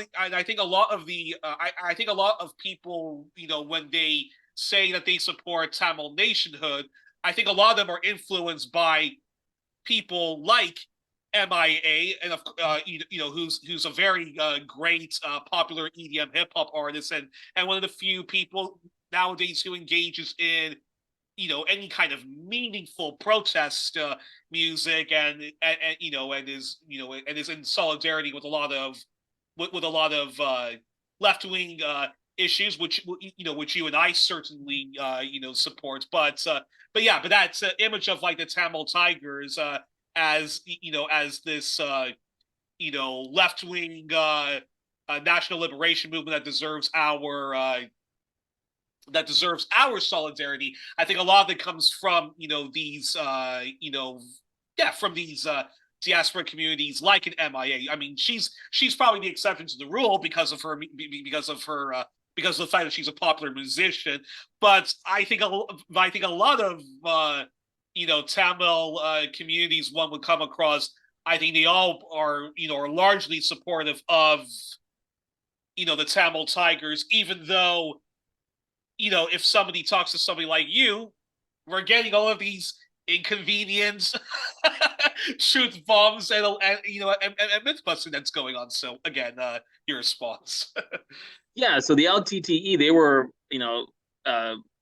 their propaganda, their media wing, which was being heavily orchestrated by the diaspora, being funded by the diaspora. Intelligence agencies say that U.S. intelligence agencies say that the LTTE was generating on annually around $200 million a year during their peak, and so this was being heavily carried out by the LTTE, their propaganda wing, by the diaspora. In reality, the LTTE was not a leftist entity. The LTTE was an ethno-nationalist, supremacist faction which wanted a ethnically homogenous, a Tamil state of Tamil people were, the Muslims, they had been forcibly ethnically cleansed from the north of the country. It was going to be a command, a central government that was going to be ruled by Prabhakaran alone under his rule. There was going to be a suppression of free speech. Anybody critical of Prabhakaran would be subject to torture, intimidation, would be killed. And that's what was happening when the LTTE was in control of the North and the East. So, wow. and so the Tamil diaspora community was totally silent during the time that the LTTE was engaging in its atrocities of forcibly ethnically cleansing the Muslim people in 1990, the mosque massacre, the assassination of Tamil politicians, moderate Tamil politicians, the forcible recruitment of children into the LTTE, Tamil children into the LTTE. Not only was the diaspora community totally silent about this, but the diaspora community was funding money that was supporting this. And a segment of the diaspora community was certainly funding the LTTE as a result of intimidation and extortion by LTTE supporters in the diaspora. Human Rights Watch in 2006 published a report which talked about Canadian Tamils being intimidated and tortured, Canadian Tamil business people being not tortured, intimidated, mental torture, but intimidated into forcibly, providing money to the LTTE to support the separatist cause.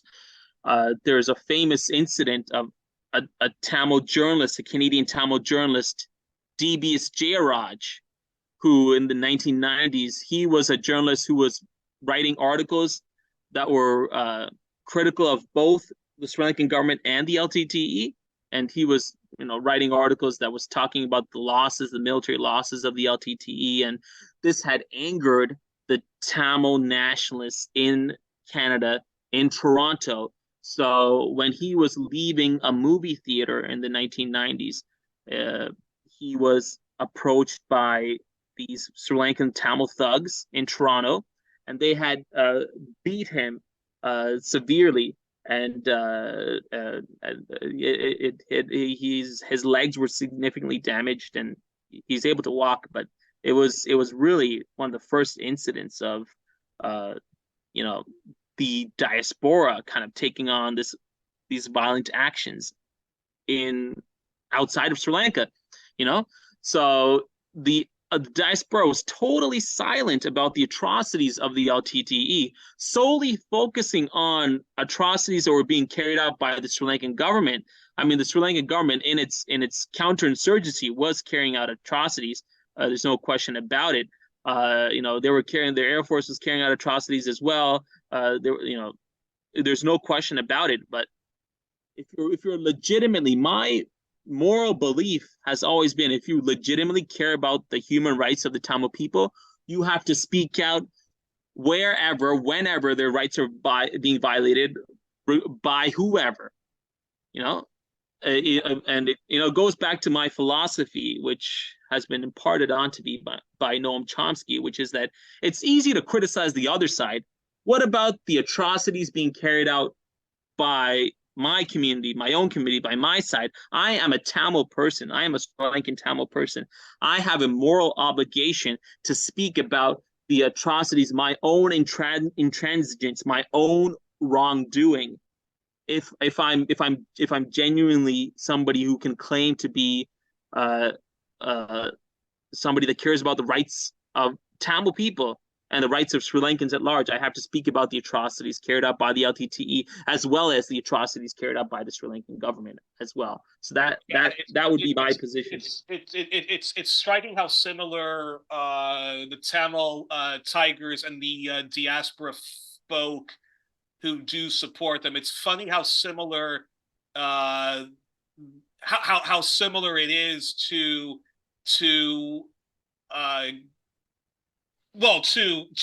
people who support the idea of a Kurdish stand, Kurdish nationalism. When from what I've researched and from what past guests have told me about Syrian Kurds who are being supported by the West, they're actually ethno-nationalists, and a lot of the Iraqi Kurds who would like their own nationhood have also engaged in similar deplorable actions and have acted actually as mobsters, and they're actually ethno-nationalists, reverse nationalists.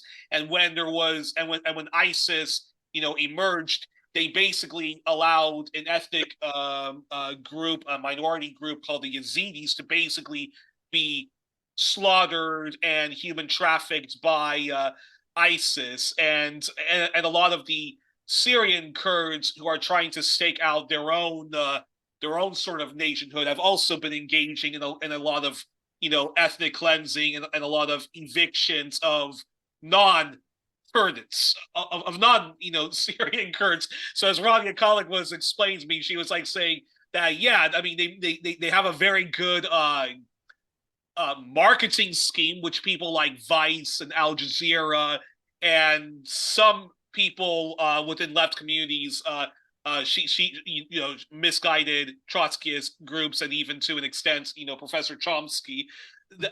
But she says that that it's not as simple as it's made out to be. That it's actually that a lot of the Kurdish independence groups are just ethno nationalists, whether they're from Syria, whether they're from Iraq, or whether they're from Iran. So, and it sounds to me, and the actions that the Tamil Tigers and their supporters have engaged in sounds very similar to a lot of the kind of mob-like actions of the Irish Republican army in Northern Ireland, and the kind of borderline sort of illegal activities of people who thought when they donated to a charity it was going to help out disadvantaged Irish Catholic communities in Northern Ireland, when really it went to the arms of the IRA, who sort of conducted themselves a little bit as mobsters. And we know that the IRA has disappeared people who didn't agree with their tactics, or disappeared others, or murdered others when they voiced their opposition to just their approach to things. So it's just striking the similarities I'm hearing from the Tamils, and yet this isn't discussed much in left circles, who again mostly take the line of just, we support the Tamils no matter what. So it's not that we support. It's not that they're not saying we support the Tamils no matter what. They're saying we support the Tamil Tigers no matter what, right? Okay. So the Tamil Tigers. Yeah, exactly. That's an important distinction. The Tamil Tigers want to be known as the sole representative of the Tamil people. They were never elected as such.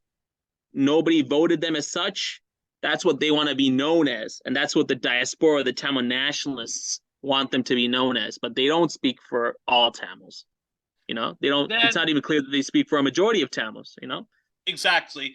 But I want to, if I could, you mentioned the IRA, so I want to really touch on this point. In the case of the IRA, what ended up happening is in the UK, you had the Labour Party and the Conservative Party. They decided to put aside their partisan differences, and they came together and they said, okay, let's end this. The IRA is carrying out significant atrocities. Let's actually engage with them and recognize their legitimate grievances. And as a result of this, what ended up happening is you had something called the Good Friday Agreement, which resulted in a measure of peace to prevail. You never had that in Sri Lanka. In the case of Sri Lanka, the rival Sinhala parties, the Sri Lankan Federal Party, which was being presided by Chandrika Kumartunga in the 90s and 2000s, and the UNP, which was being presided by a person named Ranil Wickramasinghe in the 1990s, and to this very day. He is the nephew of J.R. Jayawardena. So he is also somebody who like uncle, like nephew, like uncle, or yes. So the UNP is euphemistically called the uncle nephew party, because it stands for the United National Party, but it's called the Uncle Nephew Party. Just kind of the cynicism among the Sri Lankan people to politics. That's and he was the leader of the United National Party, the UNP, Ranil Wickramasinghe, the nephew of J.R. Jayawardena, and he sought out to oppose any initiative that Chandrika put forward. So there was never that bipartisanship that happened in the case of the IRA to end the conflict, the Northern Ireland conflict. There was never that kind of bipartisanship. And Prabhakaran exploited this lack of bipartisanship by preaching to the Tamil nationalists. You see, the Sinhalese can't get along, completely ignoring the fact that Prabhakaran had enormous power to get the UNP and SLFP to come together by saying, okay, I'm going to support your proposals. Let's get working on this. So Chandrika's proposals fail. In 2000, she formally introduces them in Parliament, and the UNP, one of the members of the UNP, he takes Chandrika's proposals, he lights them on fire in Parliament, and he sets it to go to flames, and that was the end of Chandrika's proposals. This just shows the partisanship, the hyper partisanship between the UNP and SLFP. Fast forward to 2002, 2003, there is a willingness once again on the part of Chandrika to try again for peace talks, to try again to get a peaceful solution to be implemented. So Chandrika says, okay, obviously the Tamils don't trust us, the Sinhalese, so let's get a third party involved. So Chandrika, leading up to 2002, 2003, in the late 1990s, Chandrika was trying to consult a third party, Norway, and asking Norway, you're kind of like a neutral country, could you come in and mediate peace talks between the Sri Lankan government and the LTTE, and that ended up happening in 2002, 2003. Norway, under the leadership of somebody named Erik Solheim, decided to facilitate peace talks between the LTTE and the Sri Lankan government. And this was the first time where the Sri Lankan government recognized the LTTE as its equal counterpart in negotiations. So that's very, in a formal capacity. So that's very significant. And so negotiations ensue, and Prabhakaran, his chief spokesperson of the LTTE is somebody by the name of Anton Balasingham. And Anton Balasingham is somebody who is he's a political ideologue. He's somebody who's, in contrast to Prabhakaran, he's very well versed in international relations. He has a master's degree in the UK in politics. He's somebody who knows international relations, knows how states function, knows the implications of military actions, their consequences on the world stage. So Anton Balasingham is, very is in Prabhakaran's ear. Anton Balasingham is also senior to Prabhakaran by several years, and Anton Balasingham is somebody who is could be critical to Prabhakaran directly to his face and still live to see the next day. Because Anton Balasingham, as described by Norway's chief mediator, Erik Solheim, Anton Balasingham and Prabhakaran were like husband and wife. They would argue with one another, but at the end of the day, they loved each other. There's an instance where Anton Balasingham needed a kidney transplant, some kidney issues, and he needed to leave the country. And as a goodwill gesture, the LTTE had released some Sri Lankan soldiers they had held captive, so that the Sri Lankan army can facilitate Anton Balasingham's travel to get treatment. But eventually things fell apart. Things fell apart drastically, and So I want to get to that, but I don't want to gloss over anything. So I'm getting to a point with the story. So the LTTE, they released a number of Sri Lankan soldiers as a goodwill gesture. In return, Chandrika is being advised by some hardline people to asked the LTTE for conditions to say, okay, if you want Anton Balasingham to leave the country, if you want us to facilitate his travel, you'll have to do X, Y, and Z for us. And Prabhakaran is offended by this. Here I am making a goodwill gesture, and you're giving me ultimatums so that Anton Balasingham can leave the country. And Prabhakaran refuses. Anton Balasingham says, don't disgrace the integrity of the LTTE by surrendering to these ultimatums. And eventually Anton Balasingham receives treatment because he's smuggled out of the country, and he receives kidney treatment. But what's interesting is that Anton Balasingham was somebody who understood pragmatically that a separate state could never come about. So Anton Balasingham, during the Norway negotiations, he had at one point, he had on his own expressed publicly a sympathy for a federal solution. He had said that self-determination can also come about as a result of a federal solution. This was known as the infamous Oslo Declaration, and this had received enormous backlash among the Tamil nationalists within the diaspora. And the Tamil nationalists in the diaspora were increasingly sidelining Anton Balasingham from the leadership of the LTTE.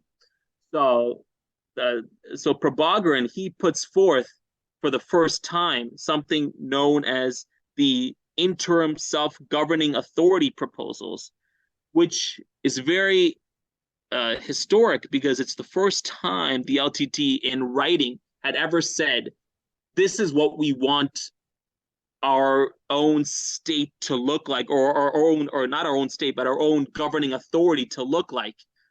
The interim self-governing authority proposals were drafted without the consultation of Anton Balasingham, who was privately very critical of these proposals because they were too maximalist. They were asking for too much power in a manner that could not be implemented and receive support from the Sinhalese people at the same time. And at this time, Chandrika was in control of the peace talks, and she had dismissed the proposals and said, this is too maximalist, we won't negotiate. This was a mistake on the part of Chandrika, because here you have, for the first time, the LTTE is in writing telling you what they want. Life's tragic ironies. It seems every time like pieces like this close, somebody sabotages it from one of the sides, or both sides kind of. And yes, and so, in this case, she dismisses the proposals. But to be fair, the proposals, when you, in the art of negotiations, it's common for one party to put its most maximalist offer. The other party comes back and says, okay, we won't accept X, but we'll accept Y. And then mutually you come down to an agreeable framework. That's how negotiations work. What Chandrika did is she dismissed it outright. One of the reasons she did this is because she didn't like the fact that initially, during the peace talks, it was Ranil, the UNP, that was in control of the Sri Lankan government's side of the peace talks. And the LTTE had actually liked Ranil because Ranil was entertaining concepts like asymmetrical federalism. Asymmetrical federalism is where one region of a country would have greater powers and other regions wouldn't have as great of powers. And the LTT kind of liked this concept because it would mean that the North would have greater powers relative to other regions. So it would give the North greater authority. And Ranil was talking about asymmetrical federalism. And the LTT, Prabhakaran, liked Ranil better than Chandrika. So Ranil sidelined Chandrika during the peace talks. And Chandrika didn't like this. It was Chandrika that had actually brought in Norway to it was her idea to facilitate these third-party talks. And here she is being sidelined. So then when Chandrika was able to usurp control of the peace talks from Ranil, and this came at the time where the LTTE had, in writing, had put forth its very first proposal of what they wanted their own governing authority to look like, Chandrika dismissed it outright. I mean, you could say, this is, the LTT did the same thing to Chandrika, when she introduced her proposals in 1995, the Union of Regions proposal. So you have the case where even under a third party, the party rivalry between the Chandrika and Ranil, the SLFP and the UNP, as well as Prabhakaran and the Tamil nationalists that were in his circle who did not have a understanding of the political realities. They were not politically pragmatic. They were in control. So you had these two opposing sides that they just could not come to an agreement. Unbelievable. And it now it then ends in a pretty dramatic, bloody fashion, with the Sinhalese going total war and just eradicating the Tamil tigers, and I would say eradicating all things Tamil. And many people have said at the end of the Sri Lankan Civil War was basically a genocide, a last major genocidal pogrom, if you will, of the Sinhalese government against the Tamils.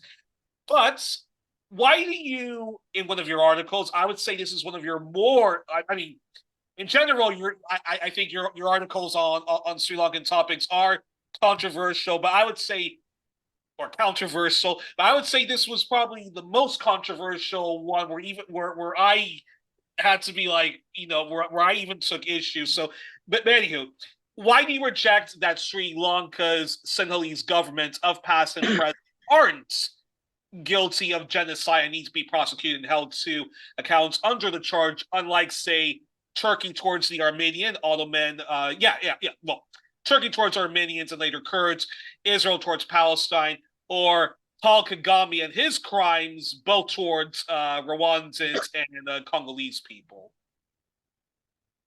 So I'm going to address all that, and I'm going to stick to the chronology as well, because I'm going in chronology. So now we're at 2005. 2005, presidential elections are happening.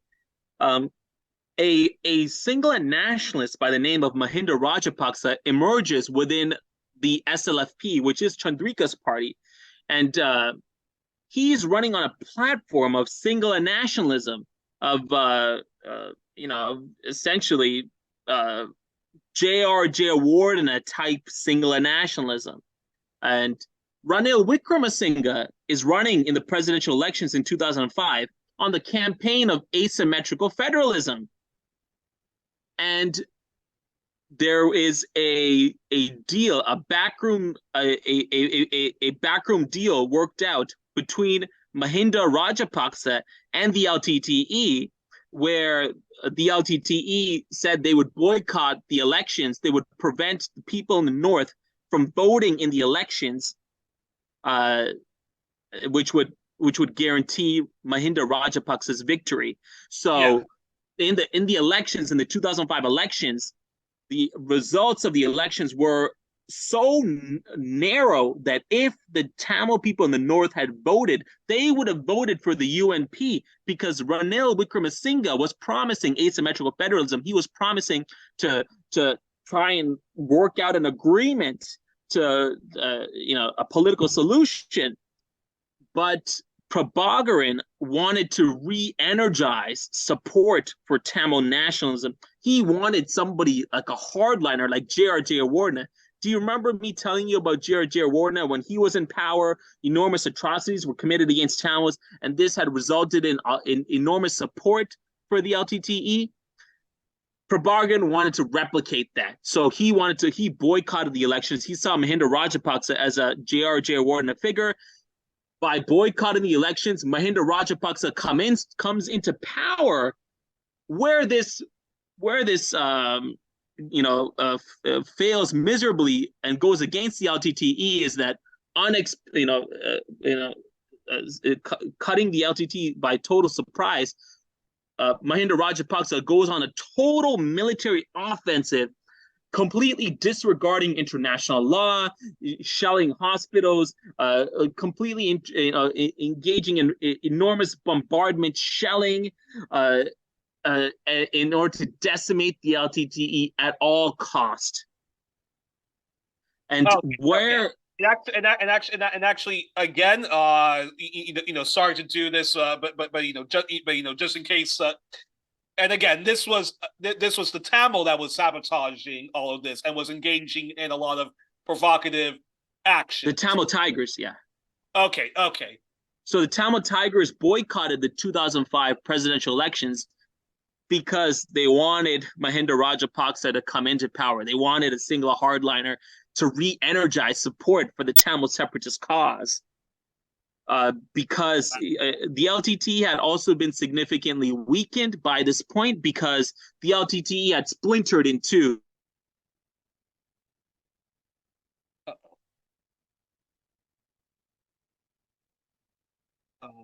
One second, folks. I think we're having a little bit of internet problems.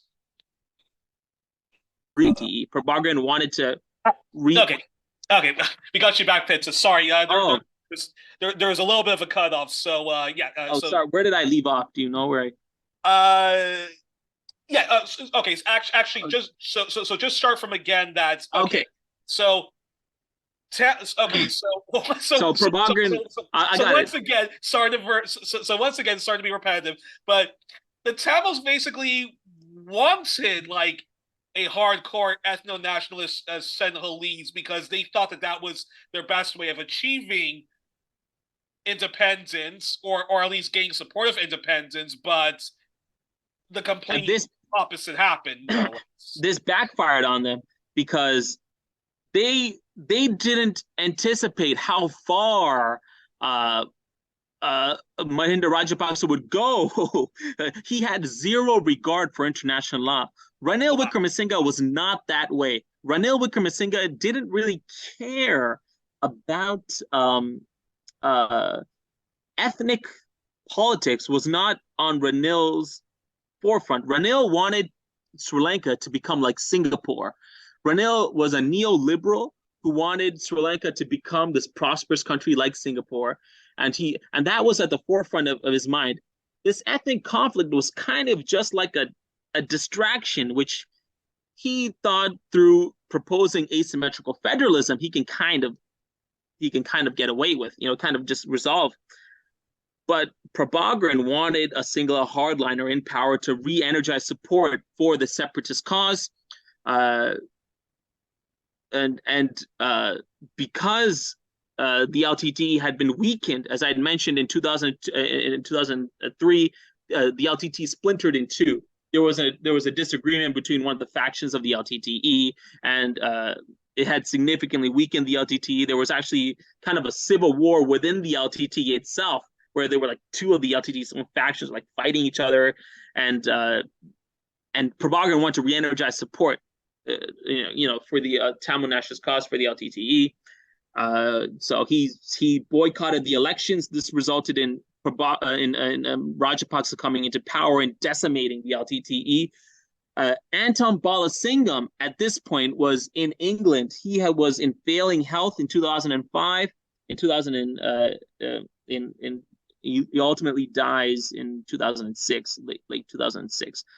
But he was no longer on good terms with Prabhakaran, and he was telling Erik Solheim, the mediator, the Norwegian mediator, the chief mediator, that Prabhakaran the Tamil Tigers are going to lose the North and the East. The West is going to gang up with the Sri Lankan government in order to completely defeat the LTTE, and that's what ended up happening. And Erik Solheim tells this. He's told this in a book that was published by a journalist named Mark Salter, To End a Civil War. It documents Norway's brokering of the peace talks. Highly recommended. It includes the perspectives of all sides: Tamils, Sinhalese. Mark Salter, To End a Civil War, a really good book. Highly recommend reading it. And I interviewed Erik Solheim as well, both in person and online as well, and he talks about this. So this kind of showed how Anton Balasingham was very much a very pragmatic, a very political thinker. He understood the realist implications of various political actions, but he was sidelined by the Tamil nationalists at the time. So the LTTE is responsible for bringing Mahinda Rajapaksa into power, for bringing a greater rise of authoritarianism in Sri Lanka into power, and and this is ignored by the Tamil diaspora. The Tamil diaspora do not tell you that Prabhakaran brought Mahinda Rajapaksa into power by boycotting the elections, because then this conflicts with this narrative of this genocide and this leader that is coming to wipe out all the Tamils. So now going to your point about the issue of the genocide, of why I take issue with the assertion of the fact that there was a Tamil genocide. It sounds to me as if the Tamil Tigers, it's one of those be careful what you wish for situations, because once it happens, you're not going to be totally in control. Again, if one wants to compare this to Palestine, one could argue that that they're in total empathy, sympathy with the Palestinians, but Hamas's actions on October the 7th only provoked Israel to be again super super oppressive, and was it was it really worth it, all of those ongoing Palestinian lives that we see being lost before our very eyes. Yeah, I mean, even though international law and whatnot, regardless of what our right-wing friends, our Zionist friends of all political stripes would say, but international law is very much on the side of the Palestinians. But again, the Tamil Tigers had long been cutting their nose to spite their face. I mean, so what we see is a history of the Tamil Tigers engaging in counterproductive actions, which are actually harming Tamils, the very people they claim to be the sole representatives of. And the 2005 elections, boycotting the elections is just another example. Prabhakaran, there are two instances of Prabhakaran being totally stupid about not understanding the political implications of his actions. Number one was his assassination of Rajiv Gandhi, which we mentioned earlier, the Indian prime minister. Number two was the boycotting of the 2005 presidential elections. You boycotted the elections to allow for a single and nationalist leader to come into power, forbidding the people in the north from voting for Ranil Wickremesinghe, who was talking about asymmetrical federalism. Whether or not he would actually implement that is another story, but still, you're boycotting the elections to allow for Mahinda Rajapaksa to come into power. So in the final stages of the war, 2008, 2009, the Sri Lankan government is increasingly ramping up its offensive. It's being funded by countries like China, militarily being funded by countries like China, Israel, various Western nations. It's being militarily armed to, basically in its offensive against the LTTE. The Norway brokered peace talks have collapsed totally. The Sri Lankan government is determined. They have zero faith in the Norway brokered process. Right? Rajapaksa has come into power. The Norway brokered process was under Chandrika. She's gone now. She's out of power. She's out of government. Rajapaksa has zero faith in Norway brokered peace process. Rajapaksa is anti-international. He doesn't really believe in international law. So why would he support Norway being a broker in a foreign country coming into Sri Lanka and trying to broker peace? So Rajapaksa goes on a military offensive. The LTT's territory is increasingly shrinking.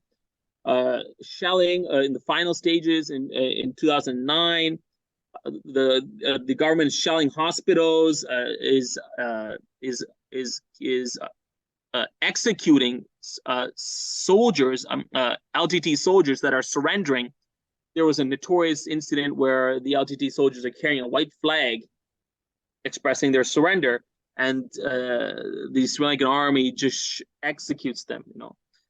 Yeah, During this time, go ahead.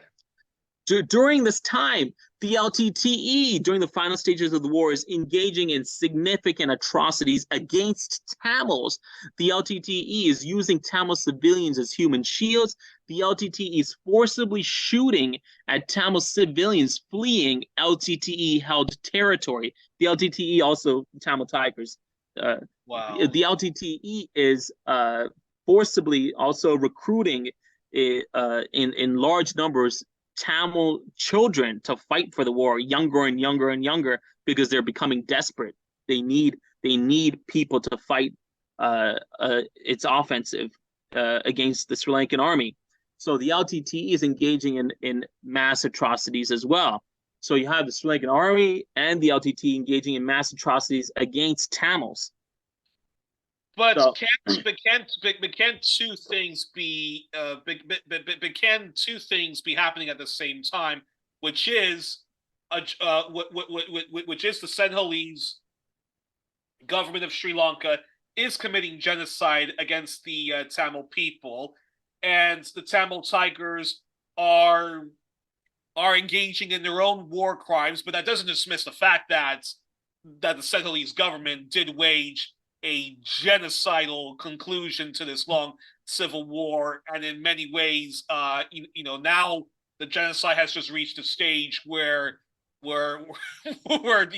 Tamils are heavily discriminated against and still are living in in this kind of apartheid caste system. But so I guess so let's tackle this genocide issue. I'm going to be super direct here. Okay. So genocide, how it's been used in practice is genocide is used as a way to speak about the atrocities committed by the other side, never your own atrocities. So taking the term genocide, its definition, it talks about an intent in whole or in part to destroy, to wipe out a community, to wipe out a people. That's what genocide, that's the definition of genocide, Raphael Lemkin's definition, the UN definition of genocide. Let's look at that and apply it in the Sri Lankan context. Was there an intent on the part of the Sri Lankan government to annihilate the Tamil people? The Sri Lankan government in the Indo-Lanka Accord recognized Tamil as an official language of Sri Lanka. The Sri Lankan government had recognized in the Indo-Lanka Accord the North and the East as the historical place of Tamil inhabitants. Does this sound like a government that wants to annihilate the Tamil people? If they're recognizing this, if they've put this in their constitution, in the 13th Amendment to their constitution, does this sound like a government that wants to annihilate the Tamil people? Fast forward, let me finish. Fast forward to 1995, Chandrika government, the Chandrika, not the SLFP, so no longer the UNP, comes into power. She proposes the boldest attempt to address the grievances of the minority communities, proposing to devolve a significant amount of power from the center to the regions, and having a provision that would prevent the central government from taking away the power it gives to the regions. It was federalism in all but name. Does that sound like a government that wants to annihilate the Tamil people? What was happening is that during war, the Sri Lankan government was in war to try to defeat the LTTE, a separatist rebel insurgency. So what the Tamil community focuses on is they ignore all of this political history, and they solely focus on the atrocities of the Sri Lankan government, while ignoring their own atrocities, their own acts of sabotaging legitimate proposals, legitimate initiatives, their own actions of actually allowing Mahinda Rajapaksa to come into power, as we established. So Mahinda Rajapaksa was engaging in this offensive he was engaging in it discriminately to try and get the LTT to just wipe them out. He was wiping out the LTTE, but he was doing it in an indiscriminate manner. He did not have any intent to wipe out. There was no evidence that he had intent to wipe out the Tamil people. He wanted to wipe out the LTTE. The LTTE are not the representatives of the Tamil people, whether they want to claim they are, the Tamil nationalists want to claim they are. He wanted to wipe out the LTTE. So the genocide claim does not stand in the case of the ethnic conflict at all. The reason why the genocide label is used is it's being used by Tamil nationalists as a way to focus exclusively on the atrocities of the Sri Lankan government, which are significant, especially during the final stages of the war. The Sri Lankan government was committing the overwhelming majority of atrocities, raping Tamil civilians. One of the worst atrocities. I mean, this is just an absolutely disgusting atrocity. Prabhakaran's son, 13 years old, he was captured by the Sri Lankan army. There's pictures of him captured by the Sri Lankan army. And then there's another picture of him having been executed at point blank range. A 13-year-old, Prabhakaran's son, is 13 years old. This kid he's never been in armed conflict. Yes, the only mistake he made is being born to Prabhakaran. That's the only mistake. And the Sri Lankan government was engaging in that scale of atrocities. But the Sri Lankan government was going after the LTTE with a blatant disregard for the welfare of Tamil civilians. You can't claim that's genocide. If that's genocide, every war is genocide, because that's how authoritarian leaders operate. They operate to try to crush rebel insurgencies with a blatant disregard for the civilian population. That would mean every war is genocide. That's how the term genocide has become politically vulgarized. I know some would argue that every war is in fact genocide, but that's another topic for another day. But but interesting. But interesting that you. No. Well, interesting that you say that. One quick follow up to that before I get to the last two questions, though, is I get what you're saying, but that doesn't mean that the very last Sri Lankan government that ended up concluding this civil war did not act genocidal. Unlike the other ones who may have been sectarian, may have engaged in pogroms, may have engaged in other horrific war crimes. Genocide is the one that people find the most reprehensible, but you also can commit mass atrocities, mass war crimes, and it's not genocide. But surely, wouldn't you say that the actions of that particular Sri Lankan government was genocidal? Well, I mean, I already mentioned how the Rajapaksa government, the last government that you're speaking of, they were going out on an all-out offensive to eliminate the LTTE. In the course of doing this, they were shelling, they were engaging massive shelling hospitals, shelling any areas where the LTTE would be, to try and wipe them out with a blatant disregard for Tamil civilians. But they did not have the intent to wipe out Tamil people in whole or in part. They wanted to wipe out the LTTE. So you can't claim that that's genocide. The reason why Tamil nationalists claim that is genocide is so they can exclusively focus on the atrocities of the Sri Lankan government, even during the final stages of the war, while completely ignoring the fact that the LTTE used Tamil civilians as human shields.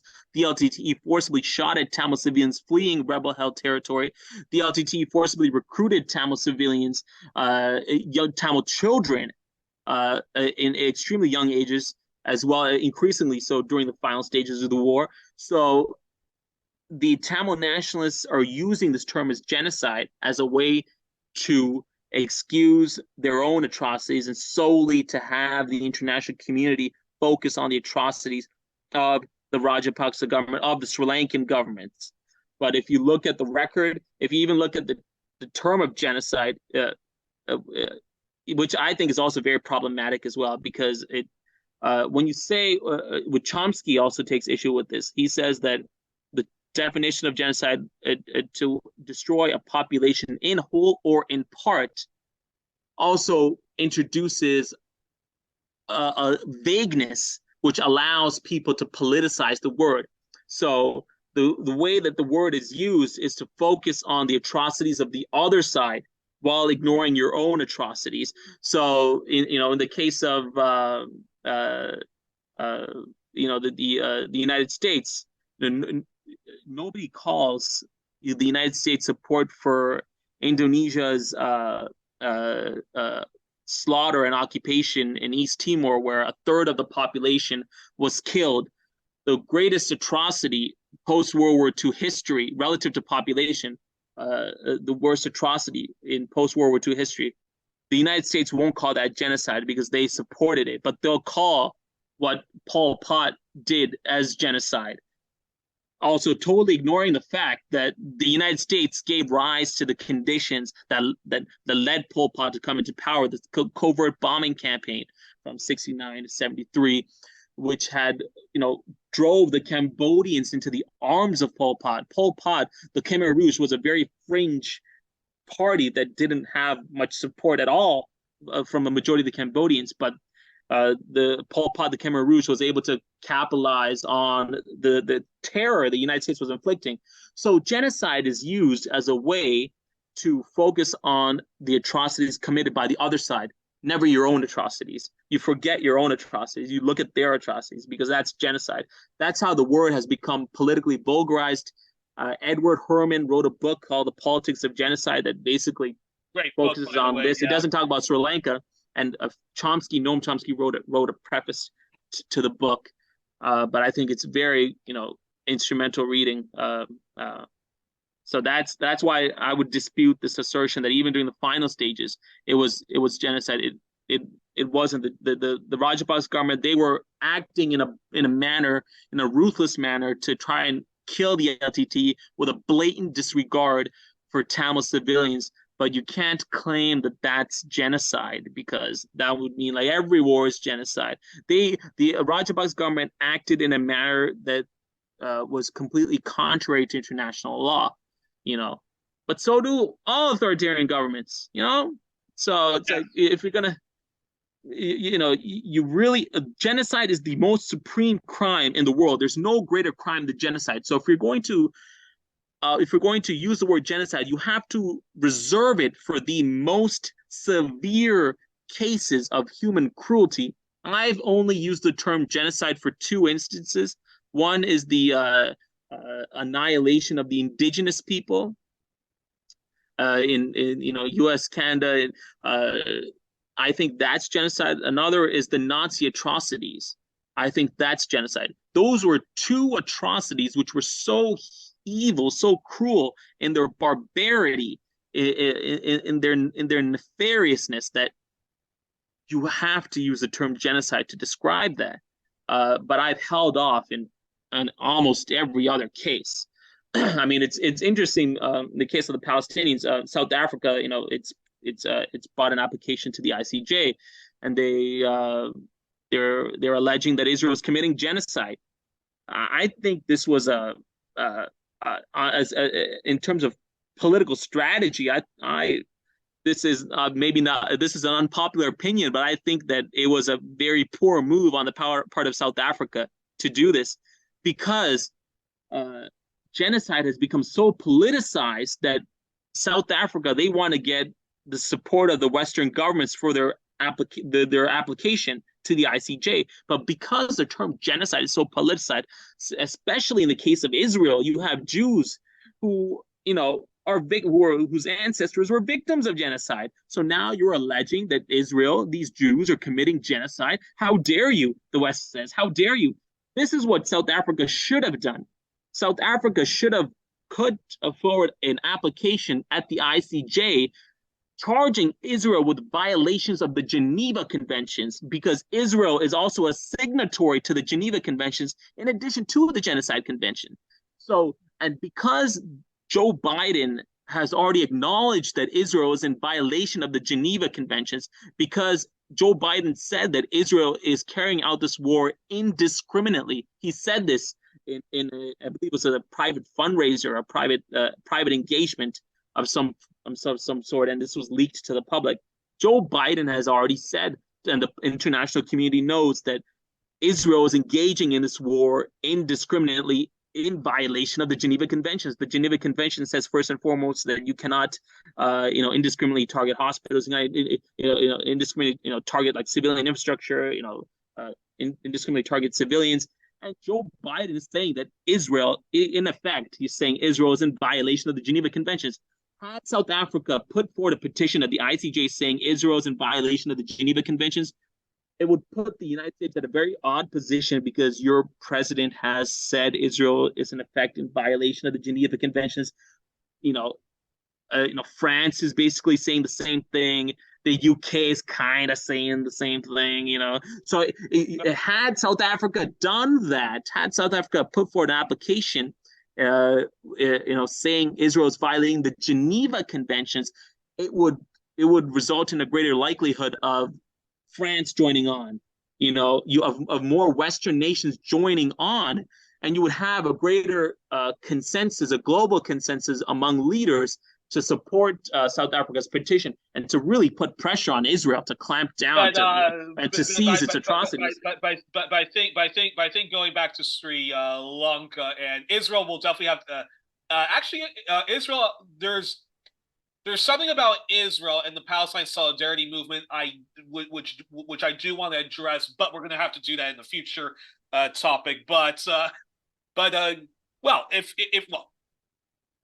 Open invite to somebody who does believe in Tamil nationhood and Tamil independence to have this debates with Pita because it's hey, as I said, controversial/controversials, but Pita, I have to ask then this question, and you can be very brief, with these last three questions, which is the following: what to use the best way forward for justice, reconciliation, and if one is hopeful, unity amongst all Sri Lankans. And I don't know if you read the links to the Marxist Trotskyist party, the Socialist Equality Party of Sri Lanka. And if you have read them, do you think that they are a good way forward for Sri Lanka? If yes, why? And if no, why not? And and I'm curious response to that. So in terms of the way forward, there has to be. I've always supported some sort of truth and reconciliation mechanism, where kind of in the style of South Africa, where you have a collective healing, where perpetrators of atrocities on all sides kind of come together and take accountability for their actions. And you have this sort of collective healing. You have reparations in the form of housing, in the form of compensation for those that suffered immensely as a result of the war. That's the initiative that I support. Sri Lanka under Mahinda Rajapaksa after the war did pursue a Truth and Reconciliation Commission, but it was a very one-sided thing. It focused on the atrocities of the LTTE while totally ignoring their own atrocities. So what would need to happen is there would have to be a third party that comes in and looks at and tries to facilitate, some sort of respectable figure that tries to facilitate between both sides, tries to get them to come together and to have some sort of national collective healing. And justice would come in the form of people. Justice would come in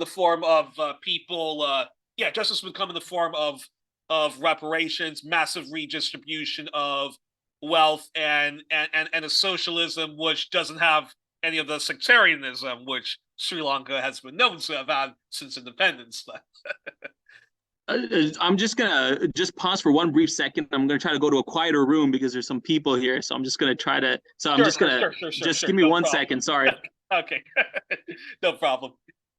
Actually, and while we're doing that, folks, please share widely 1+1. We really want to get the channel up and going this year. And just to let people know, I have a link tree which people should check out. And in the future, going to be setting up a donation scheme so that folks can donate to independent journalism and we grow it. And we'll be right back. We're just waiting for Pita to find a quiet room, and here he is.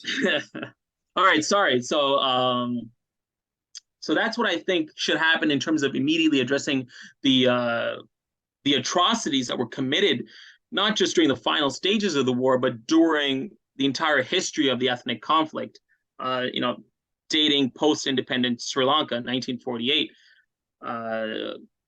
In terms of the Trotsky Party, I sympathize with a lot of their programs in terms of really trying to foster working class solidarity among Sinhalese and Tamils and all communities. And it's interesting when Gotabaya Rajapaksa, Mahinda Rajapaksa's brother, who had come into power, when he was ousted from power in 2022, it was as a result of all sections of the Sri Lankan public coming together and mobilizing to remove this authoritarian leader who was pursuing these neoliberal policies that were resulting in economic devastation, a free fall of Sri Lanka's economy. So you had, really this enormous grassroots mobilization that a lot of left-wingers had been talking about for a long time. So you had that happening, and that's what needs to happen if you ever want real, meaningful change. You need to have grassroots solidarity, grassroots mobilization, and the reason why that momentum, which was there to oust Gotabaya Rajapaksa, why that did not follow through in order to really allow for now President Ranil Wickremesinghe to implement policies that would help working class Sri Lankans, is the movement was very fractured. There was no central planning to the movement. It was a very uncoordinated, unplanned movement. And so once the common goal of the movement to remove Gotabaya Rajapaksa was accomplished, the movement went in all separate directions. And Ranil Wickremesinghe took advantage of this. And the movement after Rajapaksa was ousted continued, but Ranil Wickremesinghe got the police to really clamp down on protesters and really just engage in just suppression. And wasn't like mass killing or anything like that, but just rules, hardcore suppression, arrests. And so Ranil Wickremesinghe is like, no, you're not going to oust me from power. And you did it to the last guy. You're not going to do it to me. And because the movement had already fragmented, because the common goal of ousting Gotabaya Rajapaksa was accomplished, Ranil Wickremesinghe took advantage of this, and he's a staunch neoliberal, and he's ushering in, he wants to usher in neoliberal policies and privatize, state-owned enterprises, and really try to turn Sri Lanka into this neoliberal paradise, which Singapore is. He idolizes Singapore and wants to replicate that, and that's kind of where we're at today. And where we're at today, especially in terms of the Tamil leadership, is because the LTTE had rejected legitimate proposals like Chandrika's proposals in 1995, the LTTE is now asking the Sri Lankan government to implement the flawed provincial council proposals in 1987, which the Sri Lankan government never fully implemented. So the Tamil political leadership in the aftermath of the LTTE is asking the Sri Lankan leadership to give us these breadcrumbs, which is the flawed provincial council system. That's what we want. That's what we're fighting for now. That's our maximalist aim right now. That's because of Prabhakaran, because of these Tamil nationalists, because of their their pipe dream of a separate state, which had no basis in reality, which couldn't be accomplished. Unbelievable, but it sounds to me as if as if the only way as if it needs to be it needs to be a two-front battle of killing two injustices with one stone, which is radically overturning the colonial legacy, eradicating capitalism, but pushing a socialism forward, which is which is non-sectarian, non-sectarianism, and hopefully with new Tamil, hopefully with a new generation of Tamil people who can critically reassess history, a new Tamil socialist movement can advance forward, which isn't an ethno-nationalist one and is not like, a reverse racist one as the Tamil Tigers. And do you want to say one last thing before we wrap up then on what I just said? No, I think you've encapsulated it perfectly, actually. So, I think, you have to take into account the full history, which is what a lot of, Tamil nationalists refuse to do, and when you take into account the full history, you see a very gray picture. And, one of the reasons, as I mentioned, as to why Tamils are in the predicament they are in today has a lot to do with the LTTE's, atrocities, their wrongdoings, their counterproductive actions. And, what we need now is, once again, to have this mobilized grassroots opposition that we saw during 2022, which ousted Gotabaya Rajapaksa from power. If we did it once, we can do it again. We just need to have the will of the Sri Lankan people to once again come together under a common platform to try to push back against neoliberal policies that Ranil Wickremesinghe wants to implement. And final question. Any documentary projects you're working on, and if not, any ideas of what you'd like to do? And there was another question about, but we've gone way over time, so I'm going to have to save that for an off-air conversation. But yeah, any any documentary projects that you're working on, and if not, any ideas that that you're flirting with? I am working on a couple of things. The thing with documentaries is it takes a lot to go from the planning stage to the actual, like, the full release. So what often happens is when you're in the planning stage, things sometimes don't work out. You can't get resources together, you can't get people together, you can't get these ideas, people to follow along with these ideas or go along. So it ends up falling apart. So there are a lot of ideas, there are a lot of things that are being planned. And I hate if people ask me this, but I hate to say it publicly, because once I do, then people follow up with it. It's like, hey, what's going on with that project? And then I have to say, well, that kind of fell apart. So I do. There are some things that are going on. Hopefully, you might see something even towards this year, towards the end of this year, maybe. But we'll see. We'll see. So, but there are a couple of things, but I don't want to say. Well, I hope whatever you're working on, whatever ideas that you're flirting with, I hope that all gets advanced. And we now conclude this.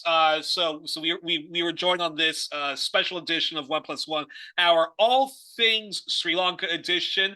In a very lengthy episode, the Youri Rogan experience, and we were joined by independent documentary filmmaker and journalist Pitasanna Shanmugathas, or Pita S, who produced and hosted the brilliant docuseries Truth to the Powerless, which explores Canadian imperialism, both past and present. And Pita, I'm going to make sure to link to all of your fantastic articles on Sri Lanka. And thank you so much for joining me today. And again, before we conclude, have to do this. Rest in power to John Pilger. And I know Pilger would want us to get involved in Indigenous solidarity. So, So, folks, if you're from Australia, be sure to protest Australia Day and cancel Australia Day and get your Aboriginal flags out. And if you're from the United States and from Canada, from New Zealand, if you're from the Scandinavian countries, get involved in the Indigenous solidarity movements there with the Sami people, First Nations, Native Americans, Indigenous Hawaiians, Indigenous Alaskans, and the Aboriginal and Torres Strait Islanders. And I know John Pilger would also want people to get involved in the efforts to free Julian Assange. So donate to WikiLeaks, donate generously to the Julian Assange defense team. Get involved in any organization you know nearby you, which is trying to free Julian Assange, or even start your own and network with people. And also want to say happy birthday to World Beyond War. I believe it's their 10-year anniversary. And go to World Beyond War, get their wonderful shirts like the one I'm wearing, get all of David Swanson's books and all the books there. And until then, again, rest in power to John Pilger, power to the people, and death to all of this injustice. And Pizza, thank you so much for joining me today, and you have a very great weekend, all right? Thank you. You too. It was a pleasure to be on.